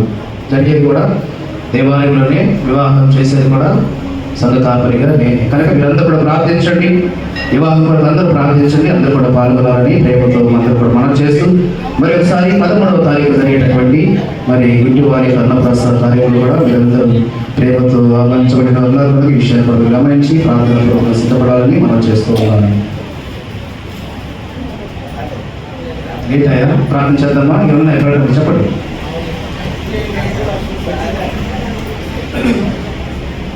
ప్రియులారా, మరి ఈ విషయాన్ని కూడా మీరు గమనించండి. డిసెంబర్ మాసంలో క్రిస్మస్ పండుగ జరిగిన తర్వాత 27వ తారీఖు నుండి 30వ తారీఖు వరకు ఏఎస్సీ ఎస్డిఎల్లకు చెల్లించవలసిన బాధ్యత మనకు ఉంది కనుక మరి ఆ సమయం కూడా దగ్గర అవుతుంది. మరి విషయాన్ని కూడా మీరు ఒకసారి అందరూ కూడా ఆలోచన చేయండి. గత 5 వారాలుగా ఈ విషయాన్ని మీకు ప్రస్తావిస్తూ ఉన్నాను. మరి సంఘమంతా కూడా ఎటువంటి సమాధానం ఇవ్వలేనటువంటి పరిస్థితి మౌనంగా ఉంటున్నారు. మరి అలా మౌనంగా ఉంటే ఏం జరగాలో అది జరిగిపోతుంది. తర్వాత మనం బాధపడాల్సిన పని లేదు కనుక దయచేసి ఈ విషయాన్ని గమనించి 28వ తారీఖున మనందరూ కూడా ఎస్ఐని కట్టాలి. సంఘ రెడ్డి గారు చేసే అప్లికేషన్లు సంఘ కాపరిగా PCC ఇవన్నీ కూడా మనం చెల్లించాలి కనుక మరి ఆ డేట్ రాకముందే, ఆ తారీఖు రాకముందే మనం కూడా ఆలోచన కలిగి నిర్ణయాన్ని కలిగి మరి సందేశాన్ని సంఘానికి లేదా సేవకులకు తెలియజేయాల్సిందిగా ప్రేమతో అందరూ కూడా మనం చేస్తూ ఉన్నాను. అయ్యా మరి విషయాన్ని మీరు క్లియర్ చేయండి. ఏదో ఒకటి మాట్లాడకపోతే ఇది ఖచ్చితంగా వెళ్ళిపోతూ ఉంటాయి కదా. ఇప్పటికే 5 వారాలు అయిపోయింది, 6 వారాలు అయిపోయింది. దాదాపు 2 మాసాలు సమయం గడుస్తుంది ఈ డెలిగేట్ యొక్క ప్రస్తావన మీద. కానీ ఈ విషయాన్ని కూడా మీరందరూ ఎలా తెలియజేస్తారనేది మీరు ఇచ్చేటటువంటి సమాధానం బట్టి నేను సంఘానికి అనౌన్స్మెంట్ చేయవలసిన పని ఉంది. కానీ ఈ విషయాన్ని కూడా మీరు గమనించాలని ప్రేమతో మరొకసారి మీ అందరూ కూడా మనం చేస్తూ ఉన్నాను.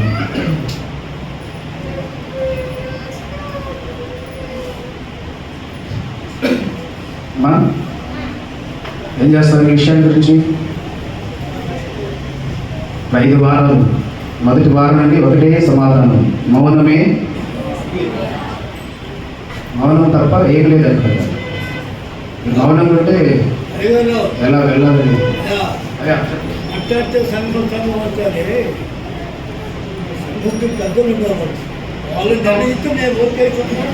అంటే పెద్దలు, స్త్రీలు అందరూ కాదు. సంఘం అంటే ఒక ఫ్యాక్టరీ అందరూ వస్తారు. దాంట్లో సంఘం అంటే పెద్దలు, స్త్రీలు అందరూ వస్తారు. వాళ్ళు చెప్పింది మమ్మల్ని తప్పమంటే దాని బాధ్యత మీరెందుకు పెద్దలు ఏం మాట్లాడలా, స్త్రీలు ఏం మాట్లాడలేదు. ఎందుకు మాట్లాడుతుంది? సంఘ పెద్దలు మాట్లాడతారు. మాకెందుకు వాళ్ళే మా ఇష్టం.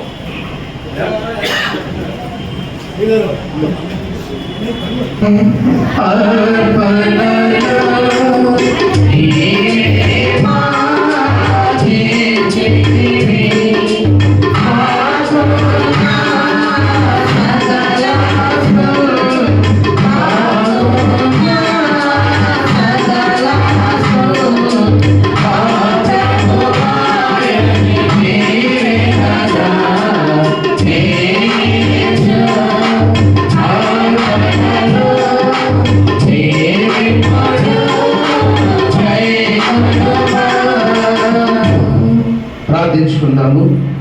ప్రార్థన, పరలోక ప్రార్థన, దైవాశీర్వాదంతో అందరూ కూడా సెలవు తీసుకుందాము. ప్రేమ నమ్మకం కలిగిన మా ప్రియ పరలోకమందు నమ్మకం తండ్రి, మహోన్నతుడా, సర్వశక్తిమంతుడా మీకు వందనాలు చెల్లిస్తున్నాము నాయన.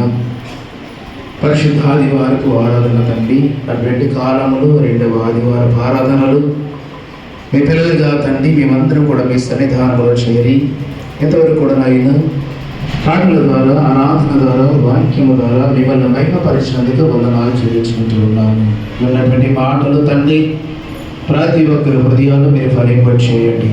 అయినా ఏక భావము గలవారై ఉండుడని మీరు సెలవిచ్చిన రీతిగా సంఘమునైన క్రీస్తు శరీరం అయితే ఆ శరీరములకు నాయన మేమందరము కూడా అవయవములుగా అమర్చబడి ఉన్నాము.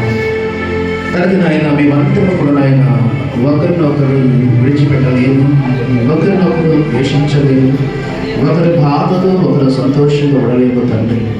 కలిసి పని చేయవలసిన వారమై ఉన్నాము, కలిసి నిర్ణయం తీసుకోవలసిన వారమై ఉన్నాము, కలిసి నాయన ఈ సంఘం అనే శరీరాన్ని ముందుకు తీసుకువలసిన వారమై ఉన్నాము. కనుక తండ్రి నిజంగా నాయన క్రీస్తు స్వరక్తమిచ్చి సంపాదించబడిన సంఘం అనే ఈ శరీరమునకు మేమందరం కూడా నాయన కలిసి నిర్ణయం తీసుకోలేదు తల్లి. ఎవరికి కూడా నిర్ణయించే అవకాశం ఇవ్వకుండా, ఎవరు కూడా ఈ సంఘం యొక్క విలువలు పోగొట్టుకున్నారు, ఎవరు కూడా ఈ సంఘం యొక్క క్షేమాన్ని తండ్రి, సంఘం యొక్క భవిష్యత్తును తండ్రి ప్రణాళికను జ్ఞాపకం చేసుకొని మేమందరం కూడా మంచి మనసుతో, మంచి హృదయాలతో తండ్రి, సద్హృదయంతో, సహోదర భావము కలిగి దాన్ని మేమందరం కూడా ఒకరినొకరు చర్చించుకొని ఒక మంచి అభిప్రాయాన్ని తండ్రి సంఘానికి తెలియజేయవలసినటువంటి బాధ్యతలు నాయన పెద్దలుగా తండ్రి కుటుంబాన్ని కూడా జ్ఞాపకం చేసుకుని చిన్న బిడ్డలను చూపించమని ప్రార్థిస్తున్నాము. సంఘములనైనా అన్నదమ్ముల మధ్యను, అక్కాచెల్లెల మధ్యను, భార్య భర్తల మధ్యను, నాయన సంఘ పెద్దల మధ్యను, విశ్వాసుల మధ్యను, సేవకులతో కలిసిన మేమందరం కూడా నాయన క్రీస్తు కలిగినటువంటి సమాధానమును తండ్రి మేము కూడా మా జీవితాల్లో కలిగిన ఆయన ఎవరి పట్ల కూడా నాయన అనుచిత వ్యాధులు తండ్రి, సందర్భానుచితమైన మాటలు తండ్రి మేము మాట్లాడకుండా ప్రతి ఒక్కరితో నాయన సమాధానంగా ముందుకు వెళ్ళడానికి కృప దయచేయమని ప్రార్థిస్తున్నాం. సంఘములైన శుభకార్యముల కొరకు, వివాహం కొరకు సిద్ధపడిన బిడ్డల కొరకు దీవించి ఆశీర్వదించండి. ప్రాముఖ్యంగా ఈ మాసంలో తండ్రి డిసెంబర్ నెలలో 20వ తారీఖున జరగబెట్టేటువంటి ఆయన మరి పయ్యత్త యేసుదాసు గారి యొక్క కుమారుడు పగడాల రాంబాబు గారి యొక్క కుమార్తె యొక్క పరిశుద్ధ వివాహము నాయన ఘనముగా జరిగించుకోవడానికి బిడ్డలు సిద్ధపడుతూ ఉండగా ఆ కార్యక్రమంలో నాయన మీరు తోడుగా ఉండండి. ఇరువురి కుటుంబానికి కావలసిన పరలోక దీవెనలు మీరు అనుగ్రహించండి. ఆ పరిశుద్ధ కార్యము నాయన చివరి వరకు కూడా నాయన వారి గృహస్థ జీవనంలో వర్ధిల్లినట్లు మీ సంరక్షణ, మీ కాపుదల వారి ఇరువురి కుటుంబాలకు మీరు అడిగించమని ప్రార్థిస్తున్న సహాయం చేయండి. అలాగైనా 13వ తారీఖున జరగబెట్టబెట్టిన ఆయన వారి బిడ్డి ఇలమంద నాగలక్ష్మి గారి కుటుంబంలో వారి కుమారుడు నాయన డేవిడ్ సూర్య మాధవుని పెట్టిన ఆయన వందనాలు చెల్లించుకుంటున్నాం. ఇచ్చినటువంటి గర్భఫలం నాయన 13వ తారీఖు శుక్రవారం రణప్రాస కార్యములైన వారి గృహంలో నిర్వహిస్తూ ఉండగా సంఘం అంతటినీ కూడా నాయన ప్రేమతో వారు ఆహ్వానిస్తూ ఉన్నారు. కనుక దాన్ని బిడ్డను జ్ఞాపకం చేస్తున్నది ఆహ్వానించబడినటువంటి కుటుంబ సభ్యులు నాయన మరి భూపతి రాజు గారు స్వర్ణరత్న గారు బట్టి కూడా ప్రార్థిస్తూ ఉన్నాము. సంఘ పెద్దలుగా తల్లి కుటుంబాన్ని సంఘాన్ని ఆహ్వానిస్తూ ఉండగా ఆ కార్యమంతటి కూడా నాయన మీరు తోడుగా ఉండి నాయన మీ నామ మహిమార్థమై ఆ కార్యమంతటి కూడా జరిగించమని ప్రార్థిస్తూ సహాయం చేయండి. సంఘములో ఇంకా ఎవరైతే రక్షణ పొందలేక క్రీస్తుని అంగీకరించి విన్నారు అటు వాడు కూడా నేను జ్ఞాపకం చేసుకుని ప్రార్థిస్తున్నాము. చిన్న బిడ్డలను, స్త్రీలను, యవ్వన బిడ్డలను, నాయన వృద్ధులను, పురుషులను ప్రతి ఒక్కరు కూడా దీవించండి. చేస్తున్న పని బాటలు మీరు తోడుగా ఉండండి. ఉద్యోగస్తులకు దీవించండి. ఉద్యోగులైన బిడ్డలు కూడా జ్ఞాపకం చేసుకోండి. వ్యాపారం చేసిన బిడ్డలు కూడా నాన్న దీవించి ఆశీర్వదించండి. వ్యవసాయం చేస్తున్న పని బాటలు కూడా మీరు తోడుగా ఉండండి. వారి సామర్థ్యం కలదు నాయన వారి యొక్క చేతి పనులు బట్టి నాయన వారి కుటుంబ జీవనోపాధి కొరకు ఆయా రంగాల్లో తండ్రి ఆ ప్రాంతాల్లో నాయన వారి కుటుంబం యొక్క పరిరక్షణ కొరకు సంరక్షణ కొరకు నాయన పోషణ విషయంలో తండ్రి వాడు ప్రేమించి వారి సామర్థ్యం కొరత చేస్తున్న ప్రతి పనిలో కూడా నాయన మీరు దీవించండి. తోడుగా ఉండమని ప్రార్థిస్తుందో సహాయం చేయండి. సంఘంలో నేను ఎవరైతే గొప్ప ఫలం లేకుంటున్నారో జ్ఞాపకం చేసుకున్నాడు వారి జీవిత కాలంలో గొప్ప కార్యం ప్రకటించమని ప్రార్థిస్తుందో సహాయం చేయండి. అలాగనే చెడ్డ బిడ్డలను నీ గర్భిణీ స్త్రీలను బాధితులను జ్ఞాపకం చేసుకున్నది వారికి కూడా నేను మంచి ఆరోగ్యాన్ని క్షేమాన్ని మీరు అనుగ్రహించమని ప్రార్థిస్తున్న సహాయం చేయండి. మా సంఘ డెలిగేట్ గారి తండ్రి వారి కుటుంబాలను జ్ఞాపకం చేసుకున్నది PCC మెంబర్స్ తండ్రి వారి కుటుంబాలను జ్ఞాపకం చేసుకున్నది సంఘ పెద్దలను తండ్రి వారిని వారి కుటుంబాలను జ్ఞాపకం చేసుకున్నది సంఘ ప్రెసిడెంట్ గారు బట్టి ఆయన ఆర్గనైజర్ గారు బట్టి వారి కుటుంబాలను బట్టి ప్రార్థిస్తున్నాం జ్ఞాపకం చేసుకున్నది వారు చేస్తున్న పరిచయం బట్టి వారికి ఇచ్చిన బాధ్యతను బట్టి ఈ సంఘంలో ఆయన వారు చేస్తున్న ప్రతి కార్యములు కూడా ఆయన మీరు తోడుగా ఉండమని ప్రార్థిస్తున్న సహాయం చేయండి. మా దేశ నాయకులను రాష్ట్ర నాయకులను దీవించి ఆశీర్వదించండి. ప్రజలు ప్రేమించి వారికి ఇచ్చినటువంటి అధికారం బట్టి ప్రజల క్షేమాభివృద్ధి కొరకైనా మంచి కార్యములను ప్రజలు కూడా జరిగించలాగున రాజులకు అధికారులకు నాయకులకు అధిపతులకు మంచి జ్ఞానమును తెలివిని విమోచనను నడిగించమని ప్రార్థిస్తున్న సహాయం చేయండి. ఈ సంఘపు సరిహద్దులను మీరు స్థిరపడి చేయండి. బిడ్డల జీవితాలను చేసిన మేరను బట్టి మరొకటి కానుకలుగా కృతజ్ఞత కానుకలుగా దశమ భాగములుగా సంఘ కానుకలుగా తండ్రి బిడ్డల గొప్పని ఉన్నారు తండ్రి ప్రతి అర్పణ కూడా నాయకులు దీవించండి. రేపు దీవెనలు వారి జీవితాల్లో నాయకులు నడిపించి వారి ప్రార్థిస్తున్న సహాయం చేయండి. గొప్పల విఆర్తి సృష్టించిన వారు కూడా సమృద్ధికరమైన దీవెనతో నాయకులు మనం ప్రార్థిస్తున్నాం. సీడపించిన బిడ్డలను అలాగే సేవకులు రూపరెడ్డి వారికి ఇచ్చిన బిడ్డలను అలాగే మరి పడుగు కార్యక్రమం ఆయన ఎవరెవరైతే వారి కుటుంబాలు వారి వారి దాతృత్వాన్ని నాయనిస్తూ ఉన్నారు అటు కుటుంబాలను కూడా జ్ఞాపకం చేసుకోమని ప్రార్థిస్తున్న సహాయం చేయండి. ఎంతవరకు కూడా ఎందుకు సరికాలం చేయండిగా ఒకరించి నిలబడి విజ్ఞాపన చేస్తున్నాము తండ్రి బిడ్డలకు ఆడుతున్నా తండ్రి వారి యొక్క అభ్యర్థనలు ఆయన వారి యొక్క విజ్ఞాపనలు ఎడల ఏమైందో తండ్రి ఆకాశమందులైన వారికి ప్రకాశింపచేసి వారి యొక్క జీవితాలు వరదగా కొద్దుగా అక్కలుగా తండ్రి ఉన్నటువంటి ప్రతి కార్యము కూడా నాయన మీ నామ మహిమాంతమై వారి జీవితాలు సమృద్ధిగా నెరవేర్చమని ప్రార్థిస్తూ సహాయం చేయండి. చేరికి వచ్చిన ప్రతి ఒక్కరు కూడా నాయన పేరు పేరు వలసిన మీద దీవించు ఇక రాలేక ఎడబడలేదు వెనకబడినారు అటు వారు కూడా నాయన మీ చిత్తమైతే మరి యొక్క వారు తండ్రి మీ సన్నిధానం నడిపించి మీరే మహిమ పొందమని ఇబ్బంది కాల దీవెనతో మమ్మల్ని సంఘాన్ని చేరి వచ్చిన అందరూ కూడా మీ హస్తాలకు అప్పగించుకుంటూ మీ సంరక్షణలో మీ కాపుదలు నాయన నిరంతరము మాకు కావలసిన క్షేమాన్ని సమాధానమును ఐక్యతను సంతోషమును నెమ్మదిని ప్రతి ఒక్కరి జీవితంలో మీరు అనుగ్రహించి మహిమ పొందమని మా ప్రభువును రక్షకుడైన యేసుక్రీస్తు వారి పరిశుద్ధ నామమును బట్టి ప్రార్థించని వేడుకుంటున్నాము తండ్రి. ఆమేన్. పరలోకమందున మా తండ్రి మీ నామము పరిశుద్ధపరచబడును గాక. మీ రాజ్యము వచ్చును గాక. మీ చిత్తము పరలోకమందు నెరవేర్చినట్లు భూమి నెరవేరును గాక. మా అనుదిన ఆహారము దయచేయము. మరల ప్రాణం చేసిన ప్రకారం ప్రాణం క్షమించుము. శోధనలో ప్రత్యేక దుష్టము తప్పించుము. రాజ్యము శక్తి నిరంతరము కూడా నీవై ఉన్నావు తండ్రి. ఆమేన్. ఆమేన్.